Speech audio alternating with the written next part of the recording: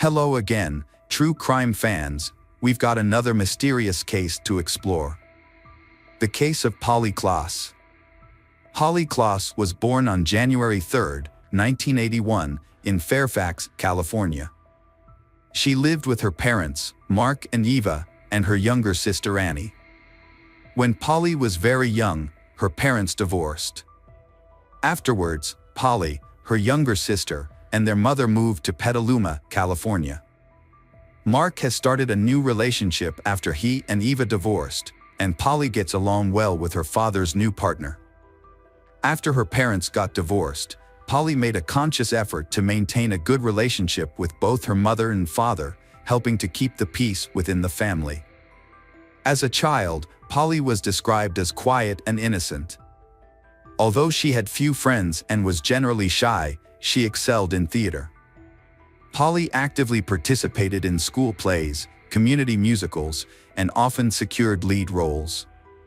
Her passion for theater fueled her dream of becoming a talented actress in the musical theater field. Besides, Polly also enjoys having sleepovers at friends' houses or inviting them to her house. These sleepovers are usually with her close group of friends. On October 1, 1993, Polly invited two friends, Jillian and Kate, to her home for a sleepover. Her mother, Eva, agreed to let the girls spend the night. That evening, the three girls had dinner and spent the first few hours together without incident. When Eva started feeling unwell with a bad headache, she decided to go to bed, around 9:45 p.m., and asked the girls to wake her if they needed anything. Eva later said she took 2 sleeping pills and fell asleep after 11 p.m. She was suddenly awakened by Jillian and Kate screaming. The girls frantically told Eva that Polly had been taken by a man who broke into the house. Eva immediately called the police and then checked on her other daughter, Annie. She was in the room, and she didn't seem to know what was going on. When the police arrived, they questioned Jillian and Kate. According to the girls, they had been in Polly's room playing, trying on different costumes for Halloween. It was around 11 p.m. when Polly suggested it was bedtime, and her friends concurred. And when Polly went to get the inflatable bed from her mother, she met a man standing at the door. The man held a knife and was not wearing a mask. But since we're approaching Halloween, the girls initially thought it was a joke and started laughing. However, they quickly realized the situation was not a joke at all. A man forcefully entered a house and became enraged when the three girls inside began to laugh. In a fit of anger, he restrained Jillian and Kate by tying their hands and feet and then demanded to know who lived in the house. Each girl replied that it was Polly. The man then proceeded to cover Jillian and Kate's heads with pillowcases and instructed them to count to 1,000. He told them that he would temporarily take Polly away, but promised to return her shortly. However, once Jillian and Kate realized the man had left the house, they tried to free themselves, which took approximately half an hour. They left the room and immediately informed Eva that Polly was missing and that a man had taken her. They reported the incident to the police, providing a brief description of the man. This allowed the officers to create a sketch of the suspect to aid in the search. Unfortunately, there was limited evidence found at the scene. A few footprints were discovered, but they all belonged to Polly, Eva, Annie, or friends who had visited the house in the days leading up to the incident. Some fabric fibers found on the carpet in Polly's room were significantly different from those in the carpet at her home. Analysis revealed that they belonged to a car's carpet. Police searched cars belonging to people the family knew but found no match, leading them to believe the fibers came from the kidnapper's car.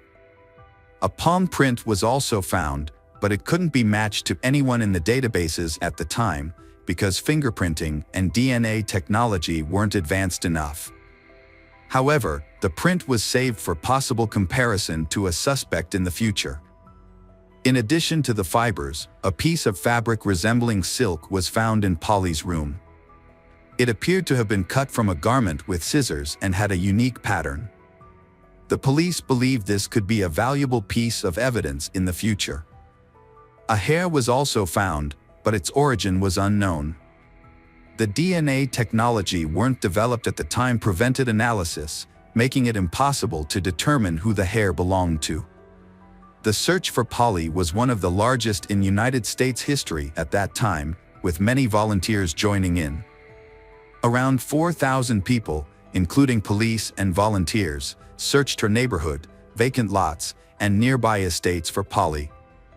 The police attempted to find the driver who resembled the sketch, but were unsuccessful.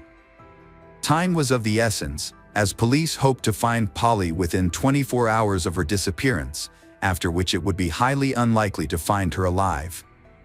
The investigation was handed over to the FBI, who also actively worked to find Polly as soon as possible. However, as each day passes, the chances of finding her alive diminish. The police asked people who lived nearby if they saw or heard anything unusual on the night Polly was abducted. Several neighbors reported seeing a suspicious man wandering around the neighborhood. Although he looked unusual, at the time, he did not cause any concern, so they did not contact the emergency services. It wasn't until police showed the neighbors the sketch of suspect, they realized it was the same person. To gather more information about Polly's disappearance, police interviewed every teacher and staff member at the school she attended. They focused on whether anyone knew the suspect or had any details about Polly's situation. However, none of them had any knowledge about the incident, and everyone had an alibi for the time of the incident.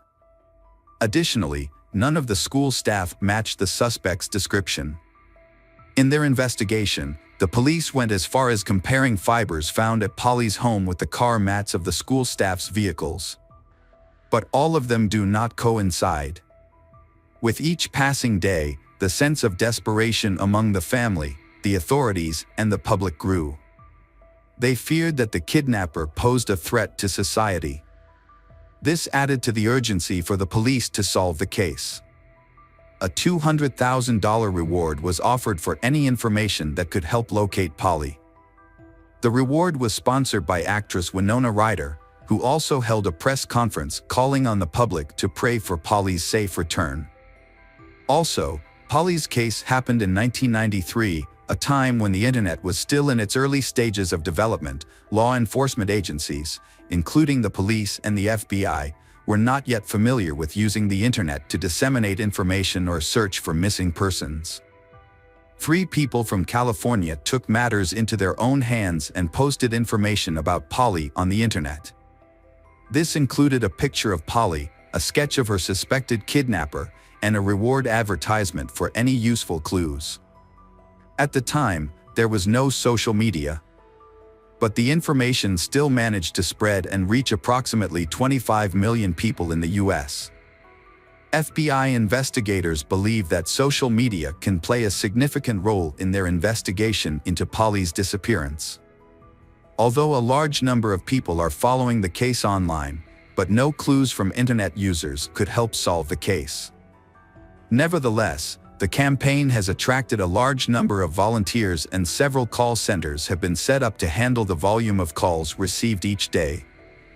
As a result, families of other missing children reached out to the Polly family for support, hoping to find their own children too. It had been weeks since Polly's abduction, and investigators were growing increasingly frustrated. They had no new leads and had yet to identify the kidnapper, making DNA comparisons impossible. Just when things seemed bleak, Polly's father, Mark, received a phone call from a girl claiming to be Polly. She explained that she was at a hotel and that her kidnapper had temporarily left her alone, allowing her to make the call. The girl then hung up, and Mark immediately informed the police. Unfortunately, the FBI did not have tools to trace the call at the time, so they had to wait for another call, in the hoping it would give them the opportunity to trace the kidnapper's location. A few hours later, the second call came. It was the same girl who had spoken to Mark earlier. The police were able to trace this call but were surprised to find that it did not lead to a hotel, as the girl had claimed, but rather to a residential neighborhood. When officers arrived at the house from which the call was made, they discovered it was a prank call made by a teenage girl around the same age as Polly. The girl's voice was similar to Polly's, which was the reason behind the confusion. According to her, her friends had dared her to make the call. She wasn't arrested or taken to the police station, but her parents were asked to control her behavior and advise her against making such serious and false claims in the future. On November 28, 1993, about 2 months after Polly's disappearance, a woman contacted the police to report finding 3 suspicious items on her large plot of land. Upon further investigation by the police and FBI, they discovered 3 crucial pieces of evidence: a piece of silk identical to the one found in Polly's room, a pair of ballet ties that Eva reported missing on the night of Polly's disappearance, and duct tape. This led the police to speculate that Polly was likely in the area. The FBI uncovered more information that shed light on the case. On the day Polly went missing, the same woman had reported to the police that strangers had been frequently visiting her plot of land. The property didn't have a fence around it, despite signs indicating it was private. As a result, many strangers unknowingly trespassed on the land, with the owner often encountering intruders. However, one incident stood out, especially considering it occurred on the night Polly was abducted. On that evening, a man in a car drove onto the property, but his vehicle got stuck in the mud. The nanny, who looking after the homeowner's son, was the first to see the man but was too scared to approach him. The owner also chose not to approach the man due to a fierce look in his eyes, so they decided to call the police. When the officers arrived, they questioned the man, who claimed he was unaware he was on private property and promised to leave immediately. However, he asked for help pulling his car out of the mud. The police observed that the man was visibly nervous and sweating, appearing to be under the influence of a substance. But they were unable to administer a drug test and couldn't arrest him since he wasn't being violent. Finally, the policeman helped him get the car out of the mud, and the man drove away. The man's name was Richard Allen Davis, born in 1954 in San Francisco, California. Richard's childhood was marked by violence at the hands of his parents, particularly when he was 12 years old. This led to his parents' separation, and his mother completely disowned him, stating she wanted nothing to do with her son and leaving him in the care of his father. Richard's father was highly irresponsible, often leaving the house for extended periods of time, sometimes days, and leaving Richard alone. Richard sometimes stayed with neighbors or would seek out relatives. Richard started committing crimes when he was a teenager. He started stealing, got into fights, and spent several months in a reformatory school. At the age of 17, he committed a violent robbery that almost resulted in the death of the victim. The judge offered Richard 2 options: reform school or joining the U.S. Army. Richard chose to join the Army, but he was unable to maintain good behavior. As a result, he was dishonorably discharged after serving for less than 2 years. When Richard was approximately 20 years old, he was convicted of robbery, kidnapping, and received a 15-year sentence. However, due to good behavior, he was paroled after serving just 1 year. During that time, Richard was haunted by another charge. Many of Richard's friends believed he had killed a 19-year-old woman named Marlene, despite the police determining she had left willingly. Marlene's close friends suspected Richard was the culprit responsible for her death the night they attended a party together. Nonetheless, these allegations remained unsubstantiated rumors at the time. Richard was in financial trouble, and as such, he did not have a permanent home, leaving it unknown where he actually lived. The police issued an internal warning to officers, advising them to exercise extreme caution when interacting with him. Fearing Richard might flee California or even the United States, the authorities chose not to share any information with the media.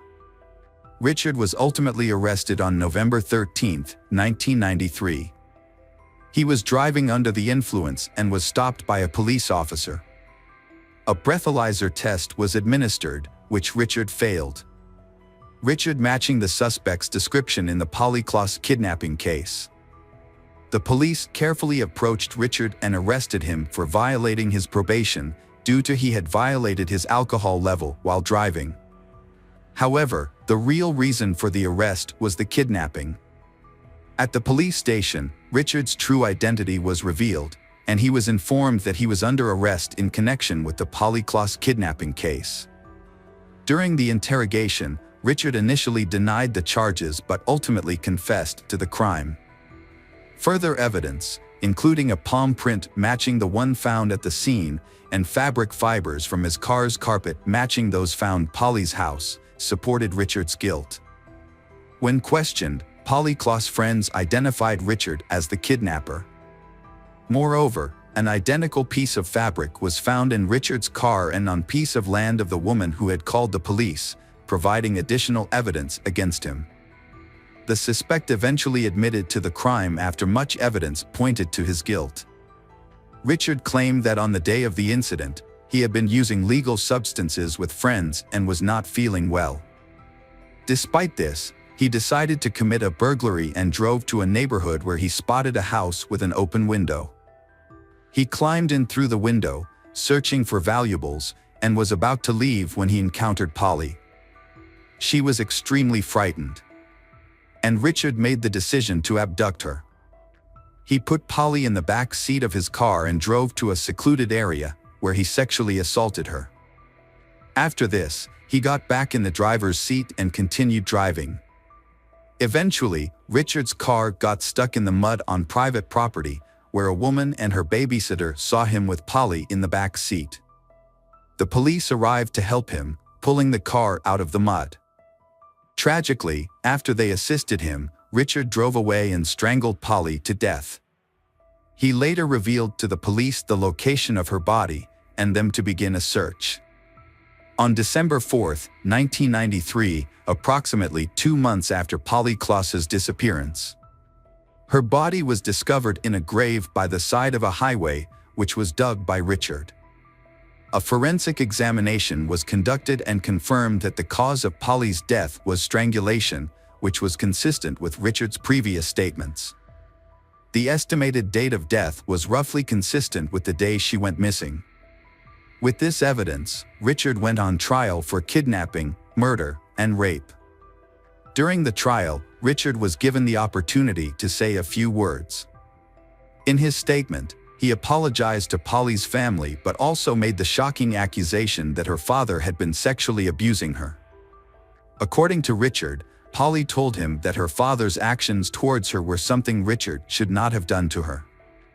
This accusation angered Polly's father to the point that he became violent and was restrained by several people in the courtroom to prevent him from attacking Richard.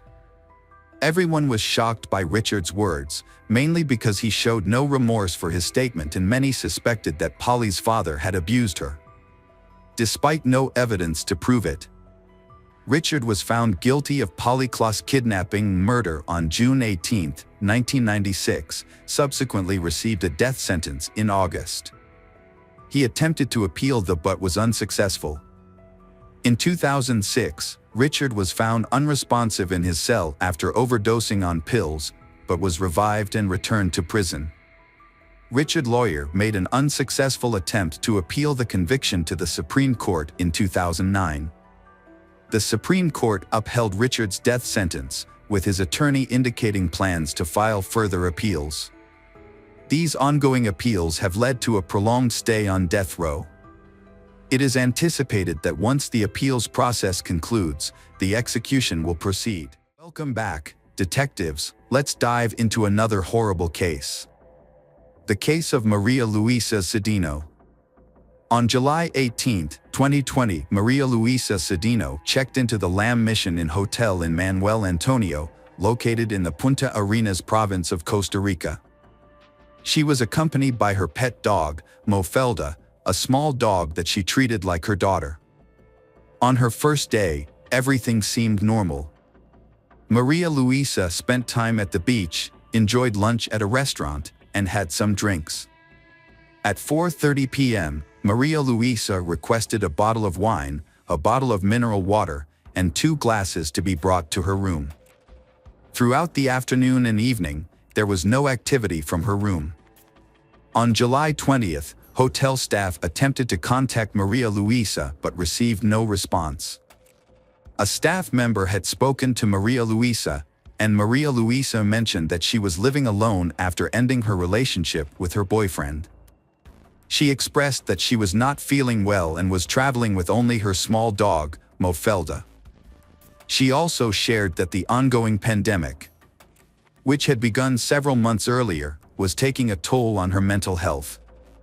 Given the difficulties she had faced in her life, she felt she needed a vacation.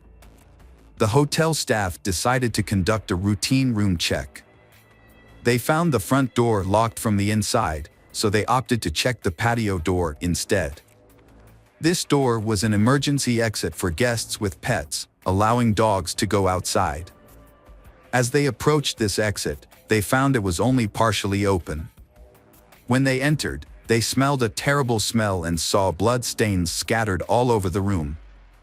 In one corner, they found a dog alive but shaking with fear. On the bed, they discovered Maria Luisa's body wrapped in a sheet. Maria Luisa is a respected anesthesiologist. At the age of 43, she is the head of the Department of Anesthesiology and Rehabilitation at Sima Hospital in Escazú. Maria Luisa is highly respected by her colleagues, and she is always ready to assist whenever someone needs help. Maria Luisa's parents lived in the town of San Carlos. Friends described her as a strong, intelligent, and likable woman who loved to travel. Upon receiving the news of Maria Luisa's death, her family was deeply saddened. The mystery surrounding this case began the moment the staff discovered Maria Luisa's body. The crime scene was gruesome and brutal. After discovering the body, the hotel staff contacted the police. Upon arriving and examining the scene, the police quickly determined that Maria Luisa had been murdered. Maria Luisa's body was severely damaged and tortured. Forensic experts then arrived to collect evidence, determine the cause of death, and analyze every detail to identify the perpetrator. A subsequent autopsy discovered multiple bite marks on the body and 2 broken fingernails, indicating that Maria Luisa had fought back. The autopsy also revealed that the killer had washed the body, suggesting that he had taken Maria Luisa to the bathroom after the murder. Police determined that Maria Luisa had been murdered in the bedroom, as evidenced by the large amount of blood found there. The perpetrator then took the body into the bathroom, washed it, dried it, wrapped it in a sheet, and placed it on the bed. The killer had washed the body, possibly to eliminate evidence and hide signs of the crime. However, this effort was largely ineffective because blood was found everywhere, on the floor, walls, curtains, and bed. This brutality suggested that the attack was exceptionally violent. Experts took photographs and gathered as much physical evidence as they could. The body was sent for an autopsy, and the police started questioning hotel staff and guests who might have witnessed or heard anything. At the scene, it appeared that Maria Luisa was screaming loudly and her dog was barking. However, no one reported hearing any screams throughout the night, despite the hotel being mostly empty due to the pandemic. Only a few staff were present, and the hotel owner, Harry Bowden, lived there with his husband. Harry Bowden also let some friends live in the hotel because they were having financial problems, as the hotel was never fully booked during the pandemic. In Maria Luisa's room, a bottle of wine and 2 glasses ordered through room service were discovered. An inspection of her cell phone later revealed that she had sent a picture of the 2 glasses to a friend, but she did not mention being with anyone or waiting for someone in her room. When police interviewed Maria Luisa's friends and family to check for any enemies, they discovered that Maria Luisa always ordered 2 glasses, even when she was alone. She would pour alcohol into one glass and water into the other, indicating that she was by herself and not waiting for anyone. Police believe the attacker may have been someone who saw Maria Luisa at the hotel, noticed the back door open and took the opportunity to attack. However, the brutality of the case suggests that the killer must have had a deep hatred for Maria Luisa to have attacked her like that. This has left the police baffled. In this case, it appears that this was a murder committed by someone who knew Maria Luisa and intended to kill her. However, there is no evidence that Maria Luisa was with anyone or that she was seeing anyone. The autopsy results further revealed that Maria Luisa had been abused. She had signs of strangulation and marks on her cheeks, lips, arms, and chest. Since Maria Luisa did not scream, the police suspect that there were several people attacking her, rather than one person. Police believe that two people held Maria Luisa down while a third person raped her. An analysis of Maria Luisa's body found no evidence of rope or restraints.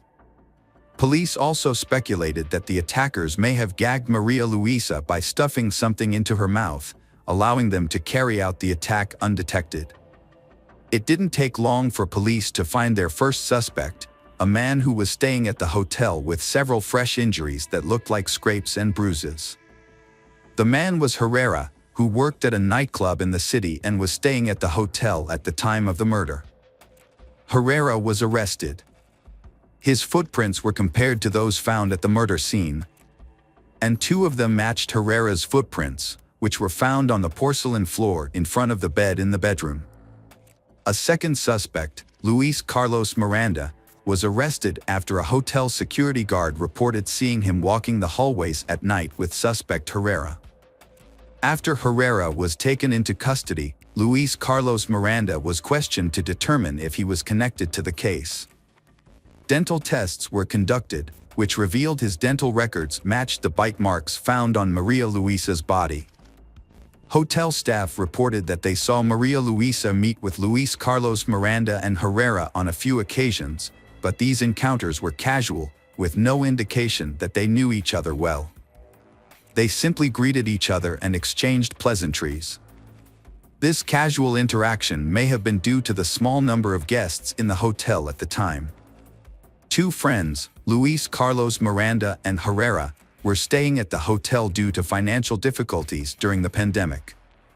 The hotel owner, Harry Bowden, had allowed them to live on his property. When the police discovered matching footprints and bite marks that implicated Luis Carlos Miranda and Herrera, they brought Harry Bowden in for questioning. During questioning, Harry Bowden shared that he and his husband had dinner with Luis Carlos Miranda and Herrera on the night of July 19, 2020.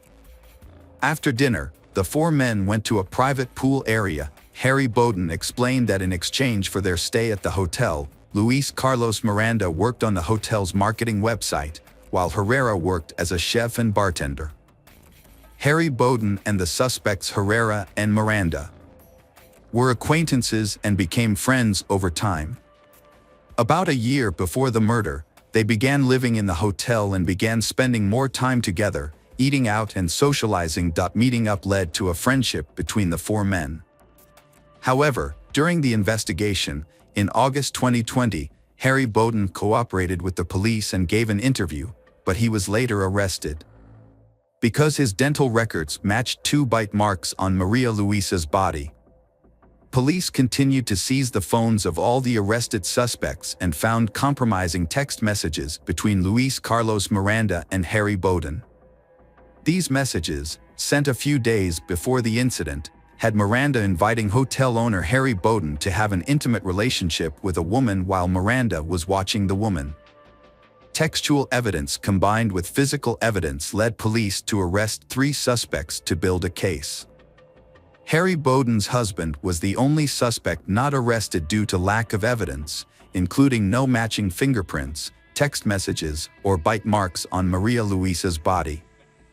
The prosecution charged Harry Bowden, Teodoro Herrera, and Luis Carlos Miranda with the murder of Maria Luisa Cedeno.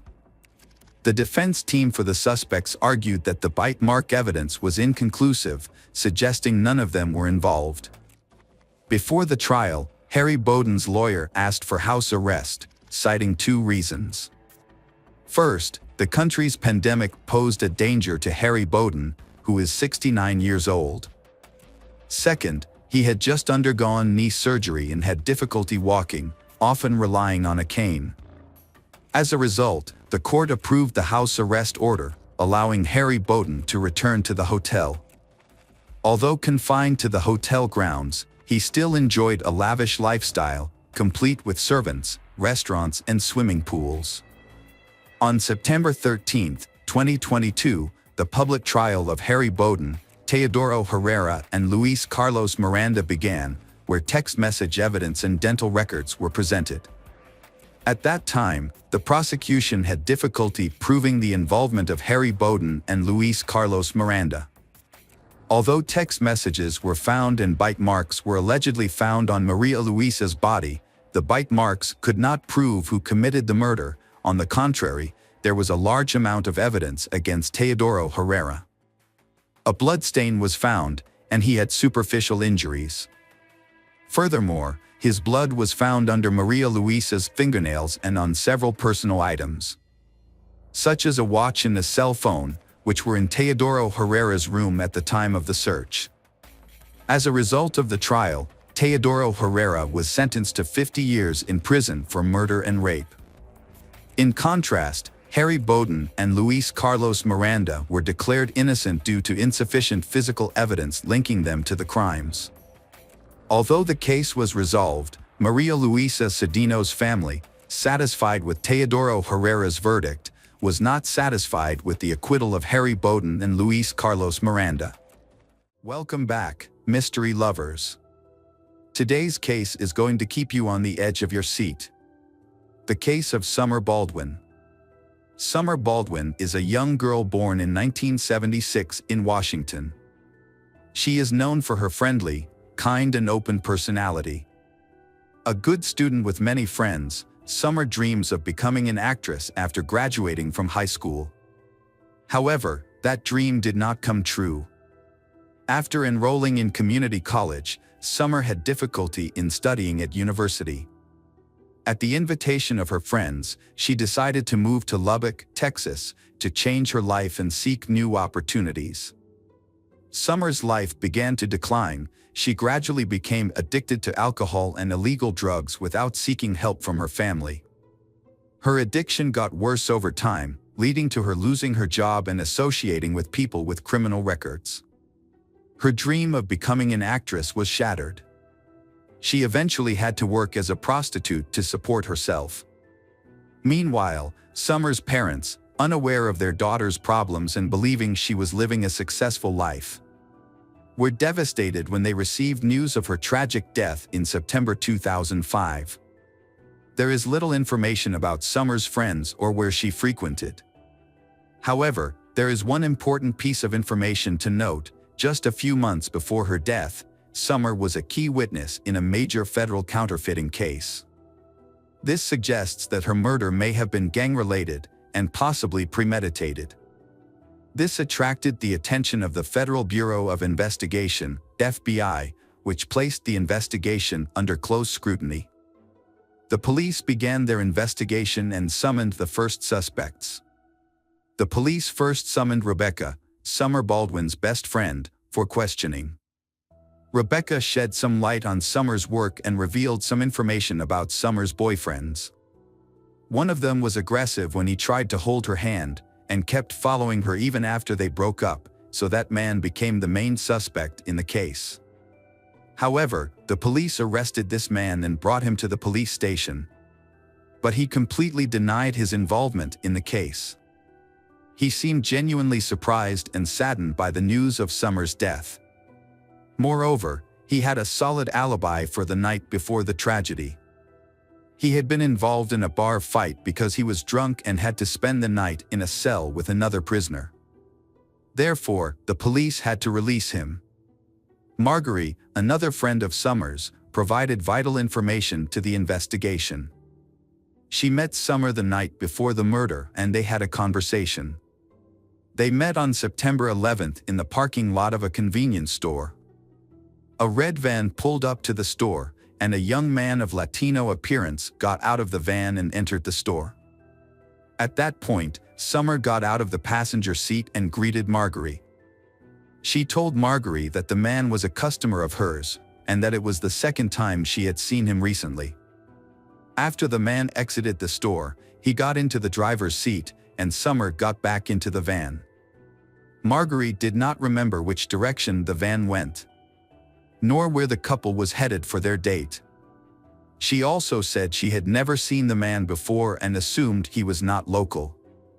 The man had very short hair, like a soldier, but Marguerite couldn't see him clearly because it was dark. Police later discovered a suitcase that was covered in trash and feces, but the contents were intact and new. The label and plastic attachments were still intact, indicating that the person who purchased the suitcase had not removed it. Police investigated and discovered that the suitcase was a large model and was only sold at 2 stores in the city. Police determined that a pair of identical suitcases had been sold the day before the murder at a Walmart store in the area of the city where Summer was last seen. The suitcases were purchased at 2 different times, the first in the afternoon and the second around 2 a.m. This discrepancy in purchase times struck police as odd and suspicious. Police went to the store and requested to review surveillance camera footage. After reviewing the documents, they discovered that the first suitcase had been purchased by an elderly couple. The couple did not arouse suspicion and explained that they had bought it for a vacation. However, the second suitcase was purchased by a young man who appeared to be Latino, had a slim build and very short hair, and looked like a military man. This led the police to suspect that this was the man the witness had mentioned when he saw him with Summer in the supermarket parking lot. This man also bought a pair of disposable gloves. The coincidence was so great that the police believed they had found the right person. This man was very careful to use cash to make payments instead of a card, in order to eliminate any personal traces. However, he did not anticipate that there would be cameras that would detect him. These cameras accurately recorded his license plate number. The police quickly identified the owner of the car as Rosendo Rodriguez, a reservist in the United States Marine Corps. He had been in town for several days with his unit for training. Finding Rodriguez immediately proved difficult, as he had not been at the hotel where his unit was stationed. However, police had his details and discovered that he had withdrawn a large sum of money from an ATM at another hotel, which may have been used to pay for the suitcase and gloves. Rodriguez had not stayed at the hotel where he used the ATM. Instead, a man named Thomas Rodriguez had checked in on September 11th. It turned out to be the same man, but using a different name for reasons unknown. The hotel room Rodriguez had rented, from which he had checked out, had not been cleaned, yielding crucial evidence. There were brown stains and splatters on the carpet, bed, and walls that looked like dried blood. A card from a new suitcase was found near the bed, and a trash bin contained used birth control pills and disposable gloves. Forensic analysis confirmed that the dried blood in the room belonged to Summer, and the DNA on the birth control pills and gloves matched both Summer and Rodriguez. There was no doubt that they had found the killer, but Rodriguez had left town by then. However, with all the information they needed, tracking him down was easy. Rosendo Rodriguez III was born on March 26, 1980, in Wichita Falls, Texas, to a poor Mexican immigrant family. Reports indicate that he experienced violence and harsh treatment as a child. His father, described as domineering and aggressive, struggled with alcoholism and was often abusive to his wife and children. Throughout his childhood, Rodriguez showed an aggressive nature, often getting into fights at school. However, as he grew older, he learned to control his anger. After graduating from high school, he attended Texas Tech University and moved away from his parents, living on his own. He held a variety of jobs before deciding to serve in the U.S. Marine Corps, including working at a pizza parlor, as a mail carrier, and as an office worker. His military colleagues described Rodriguez as quiet, disciplined, and responsible. He was considered a trustworthy friend, always willing to help others, and had a solid academic background. He was also attractive, which made him attractive to women. Rodriguez was arrested on September 15 at his home in San Antonio. When police arrived, he remained calm and appeared unaware of the seriousness of the situation. During the search, a striped shirt and shorts were found, matching the outfit he was wearing when he purchased the suitcase, which was captured on surveillance video. His laptop and cell phone were also confiscated. During the first weeks, Rodriguez remained silent and denied any involvement in the murder of Summer Baldwin.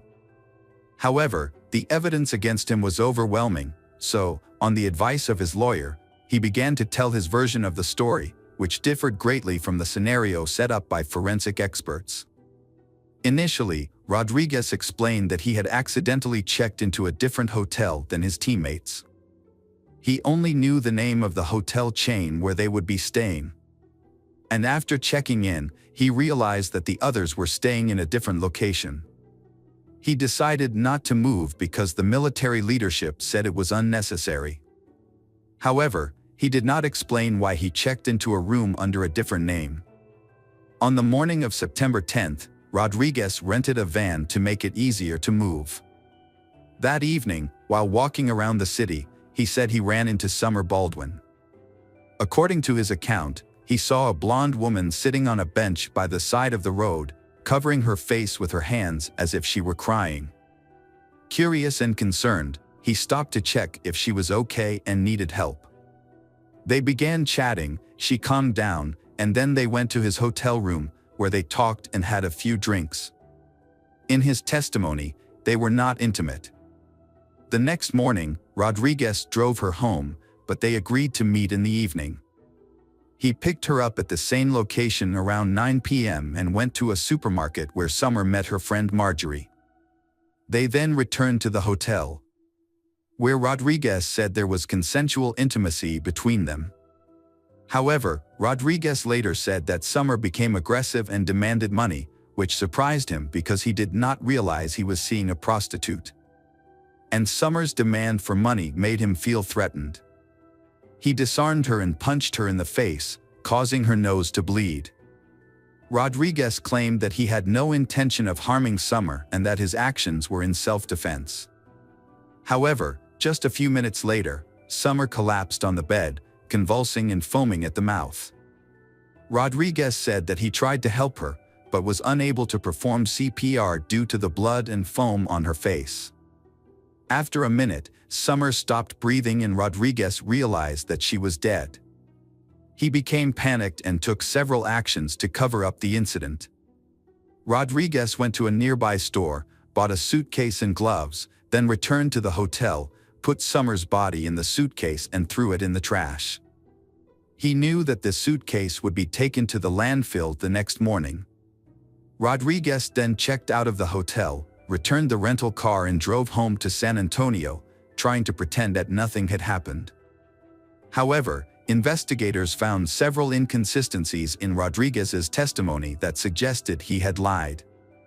One of the key pieces of evidence was the testimony of Marjorie, who met Summer in the parking lot on the night of the murder. Marjorie claimed that Summer made it clear to her that the man was her client, with whom they had previously had a paid encounter. Rodriguez claimed that everything between them was consensual, but evidence on Summer's body suggested that she had been taken advantage of. It is possible that their first night together was consensual, which is why Summer agreed to meet Rodriguez again. However, Rodriguez's testimony that he only hit Summer once in the face to calm her down does not appear to be true. The autopsy revealed approximately 30 new bruises on Summer's head and body on the night of the murder, along with several stab wounds. This suggests that Rodriguez used violence against Summer. Additionally, the fact that Summer was still alive when Rodriguez stuffed her into the suitcase contradicts his testimony that she was dead. Another notable point is that during the investigation at Rodriguez's home, police seized his laptop. When they reviewed his search history, they discovered that Rodriguez had been actively searching for information about Summer, whether the police were looking for her, and whether her body had been found in a dumpster. It is worth noting that Rodriguez also frequently searched for information about Joanna Catherine Rogers, a 16-year-old girl from Lubbock who had gone missing a year and a half earlier. When authorities offered Rodriguez a plea deal in exchange for information about Joanna's fate, he reluctantly accepted and told his story. He said he met Joanna, a high school student in Lubbock, in late April 2004. After several meetings, they went to his hotel room on May 4th. An argument over money ensued, along with threats of a rape lawsuit. Meanwhile, Rodriguez gagged Joanna to keep her quiet, but this action inadvertently caused her death. He then put the body in his suitcase and threw it in the trash to dispose of it. Rodriguez initially confessed to these actions but later recanted, claiming he was coerced. To strengthen the case, the police conducted a large search of the city's landfill in search of Joanna's body. More than a year later, they found a suitcase containing Joanna's body. Although the body was badly decomposed, DNA testing confirmed the identity of the body. The evidence gathered allowed the authorities to charge Rodriguez as a serial killer with heinous crimes and a consistent modus operandi. The trial, sentencing, and execution followed.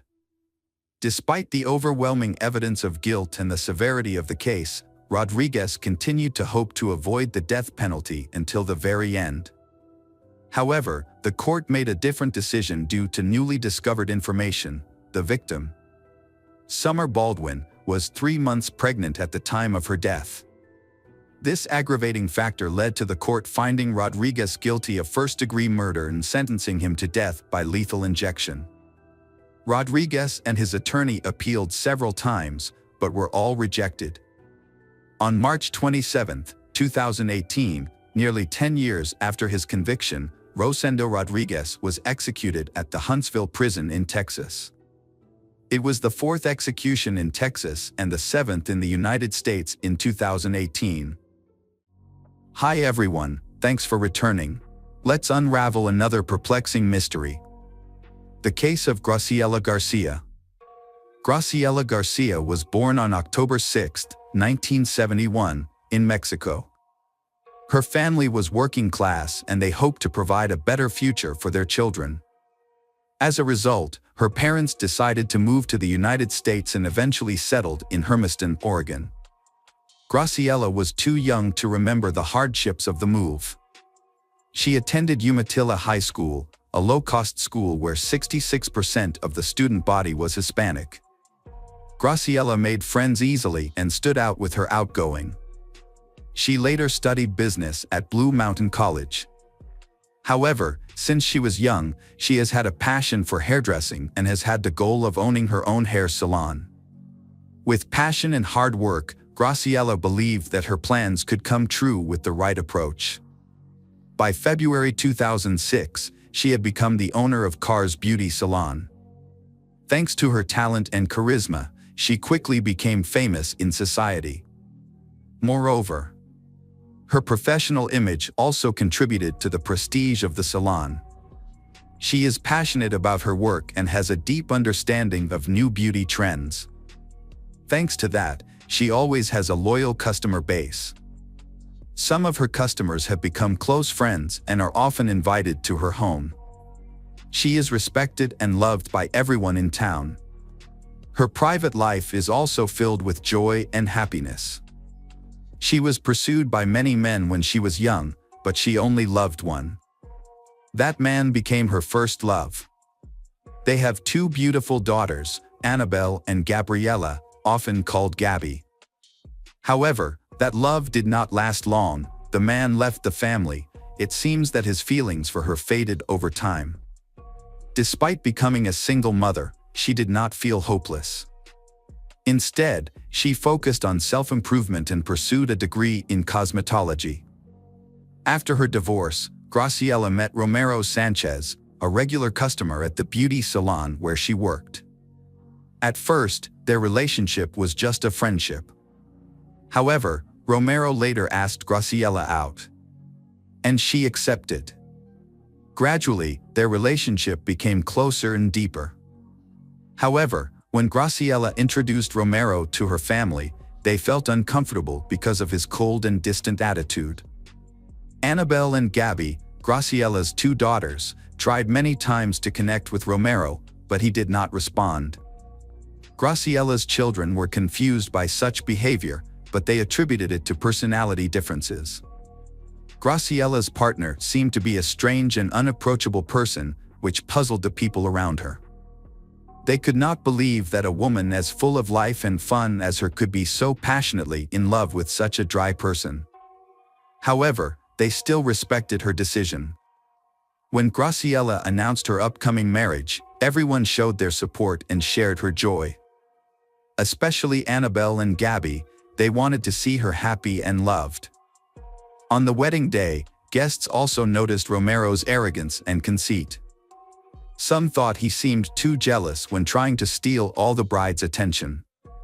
When Graciela's young grandchildren came to congratulate the newlyweds, Romero treated them with contempt, making them feel uncomfortable. Afterwards, Graciela's relatives could not hide their true feelings about this man. Annabelle even openly stated that she did not consider him a stepfather and just wanted to maintain a normal relationship like other families. After the wedding, the Graciela family had two more sons, Arthur and Jacob. They moved in together at Graciela's house.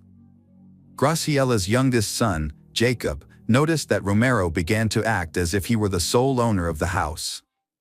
Initially, Graciela tried to set personal boundaries, but because she did not like confrontation, she quickly gave in to Romero. He was hot-tempered and never gave in or apologized first. To avoid creating tension in the family, Graciela continued to give in to Romero. However, over time, Graciela began to realize that she had rushed into this marriage. In conversations with her relatives, Graciela confessed that she felt constrained and oppressed. Her husband controlled her and did not let her go anywhere alone. Despite this, Graciela never said she wanted to leave this abusive relationship. It seems she still loves him. Graciela's family gradually realized that she had become attached to the wrong man. Romero not only controlled Graciela but also lived off of his wife, much to her family's dismay. Romero was a skilled manipulator, constantly stalking Graciela, controlling her correspondence, and even threatening to break up the friendship between Graciela and her friends. He did not want to let her go anywhere, or sometimes he would show up unexpectedly, as if testing her loyalty. His jealousy became excessive and uncontrollable. She felt ashamed and self-conscious because of his behavior, and as a result, she limited her social life. She only communicated with her family and no longer connected with friends or colleagues as before. This seriously affected her work, as her profession required her to communicate regularly with clients and attend various events. Her friends and colleagues noticed a change in Graciela. She was no longer the cheerful and bright woman she used to be. She looked sad and tired, and she was clearly unhappy. Her children also noticed that she had changed in both her mood and appearance. They saw that she had lost her independence and confidence. After discussing it with each other, Graciela's family agreed that they did not like Romero. However, since he was Graciela's choice, there was not much they could do to change the situation. They could only respect her decision. Other relatives also expressed doubts about Romero, but no one knew how to help her in this situation. Graciela and Romero needed help with their relationship, and Gabby had mentioned this to her mother. However, Graciela believed that she would manage her personal life on her own. In 2018, Graciela decided to move her salon to her home for convenience. However, her family was skeptical as they had not heard about the plan for 12 years. Some customers commented that Romero's constant presence at the salon made them feel uncomfortable. Some people thought that Graciela moved the salon home to solve the problem, but others doubted that the idea came from Romero. However, Graciela was happy about the change and believed that working from home would bring her closer to Jacob and Romero. At the end of the year, she and her husband renovated a room into a beauty salon, completing it in May 2019. The salon closed shortly after, but Graciella's reputation remained intact, and rumors of her reopening attracted many customers, including new ones. Graciella was delighted with her career success, but became increasingly secretive about her personal life. However, after 17 years of marriage, Graciella and Romero decided to separate. Romero always kept in touch with their children and saw them regularly. Graciella and her ex-husband shared custody of their youngest son, while the other children were grown and living on their own, but they still kept in regular contact with their family and participated in family activities. Graciella went through the divorce with a calm and optimistic attitude. After the divorce, Graciella focused on developing her beauty salon and spent her free time taking care of her family and close friends. On the morning of November 9, 2019, Romero visited Graciella's eldest daughter, Annabelle, and reported Graciella missing. According to Romero, Graciella and he had been together the night before. However, when he woke up the next morning, he was surprised to find that she was no longer there. Romero tried to contact Graciella but received no response. Annabelle was shocked by the news and Romero's reaction. He cried and appeared distressed. This made Annabelle feel strange because Romero usually did not show emotions in front of them. Romero also said that Graciella had been acting strangely recently, even hinting that she might have found another man in her life. Annabelle felt that Romero's words were insincere and his tears seemed fake, which made her start to doubt his behavior and worry about her mother. Romero usually avoided communicating with his wife's children. But after a while, he changed and decided to connect with them. After Romero left, Annabelle decided to inform the rest of the family about what had happened. Graciella's family gathers to find out what's happening to her. Graciella's car was parked in the driveway. If she decided to leave Romero, she would definitely use her own car. Another thing that surprised them was the neatness of Graciella's house. Everything was perfectly arranged and in order, far beyond normal. However, this was completely contrary to Graciella's personality and lifestyle, because if she went somewhere, her belongings and accessories would be scattered all over the room. Normally, Graciella would spend a lot of time in front of the mirror choosing her outfit for the day. However, the fact that she went out without any jewelry worried the whole family and they wondered why. As she walked around the house, Gabby noticed something strange. The large blanket had been put in the washing machine, something her mother never did. The blanket was too heavy and someone else had washed it, apparently Romero, which made Gabby suspicious. Romero did not explain this, saying that he did not pay attention to such details. But then people realized that several important items were missing from the house, including Graciella's passport, driver's license, and cell phone.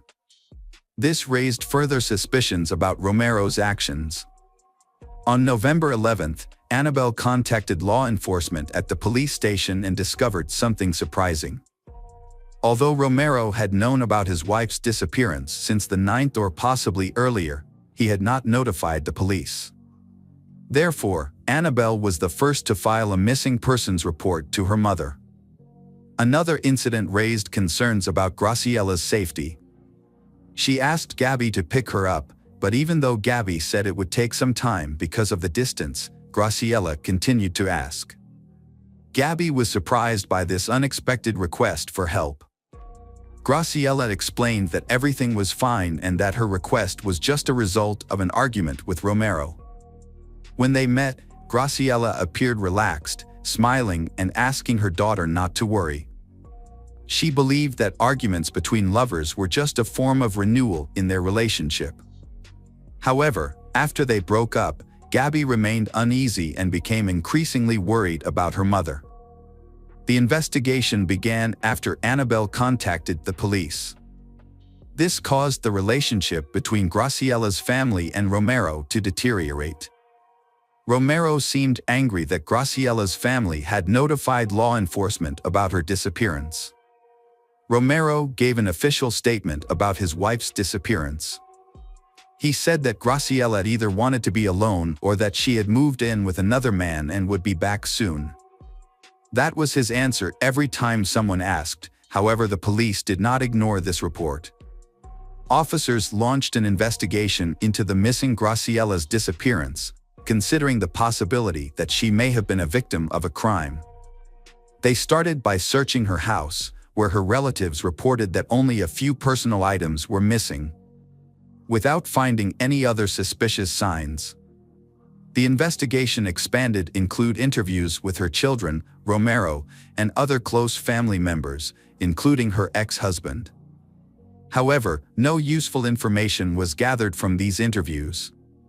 While everyone expressed doubts about Romero's behavior, he cooperated fully with the detectives, allowing them to search his home, answering questions, providing his DNA, and taking a polygraph test.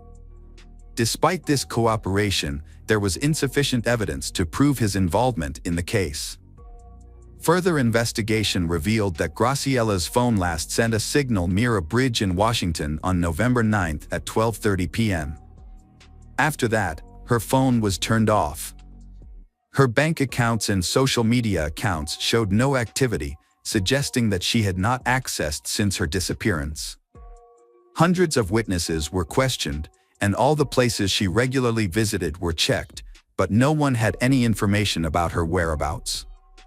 The investigators found her disappearance to be highly suspicious, as it seemed she had vanished without leaving any clues.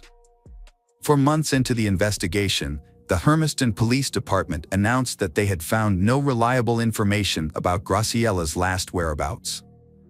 Although Romero had not reported her missing, he was not accused of any wrongdoing. Graciela's family became increasingly frustrated with the lack of progress despite their constant contact with authorities throughout the incident. However, as time passed, these updates became less frequent and eventually stopped, forcing Graciela's children to take initiative and contact the police station themselves to inquire about the status of the case. In an effort to reinvigorate the search, Graciela's family turned to the media in March 2020, seeking public assistance and attention. They hoped that by sharing their story, they might gather new information. Graciela's daughter Gabby was mainly in charge of communicating with the press. She expressed her family's increasing frustration with the lack of progress in the case and criticized the police for not keeping them informed for such a long time. She urged investigators to focus more on finding her mother, Graciela, and to take a closer look at the suspicious circumstances surrounding disappearance. Graciela's family suspected something was wrong, as the condition of her belongings was strange and unusual in her home. However, it was unclear who would want to harm her, as Graciela did not appear to have any enemies. The family also believed that Graciela would not have left on her own, as she would have contacted them to reassure. Posters and flyers describing Graciela were scattered throughout the city in search of clues to the case. Graciela, who is 49 years old, Latina, 1.6 meters tall, 62 kilograms, and with dyed blonde hair. Local residents were also asked to be vigilant and report any information that might help the investigation. Her children were so concerned that they asked for a new detective team to take over the case, as they suspected bias in collaboration with a suspect, Romero, who was acquainted with the original investigators. The Graciela family expressed concerns about several inconsistencies in the investigation, including the fact that Romero's phone was turned off on the day of Graciela's disappearance. Additionally, Romero's calm behavior raised suspicions, as it didn't with the typical reaction expected from someone whose loved one has suddenly gone missing. As a result, the Graciela family demanded that the suspect be arrested immediately. Police Chief Jason Edmiston responded to allegations surrounding Graciela's disappearance, confirming that her case is being treated as suspicious and possibly involving foul play. However, he emphasized that this is just one theory and that the investigation remains impartial, driven by evidence. Edmiston also dismissed claims of social connections between Romero and law enforcement as baseless. Edmiston noted that the spread of misinformation has hindered the investigation. Certain information must be kept confidential, and authorities have sought assistance from the FBI. The police chief expressed frustration over public criticism of the police's actions. Separately, Gabby organized a fundraiser to hire a private detective, a move seen as a critique of the police's handling of the investigation.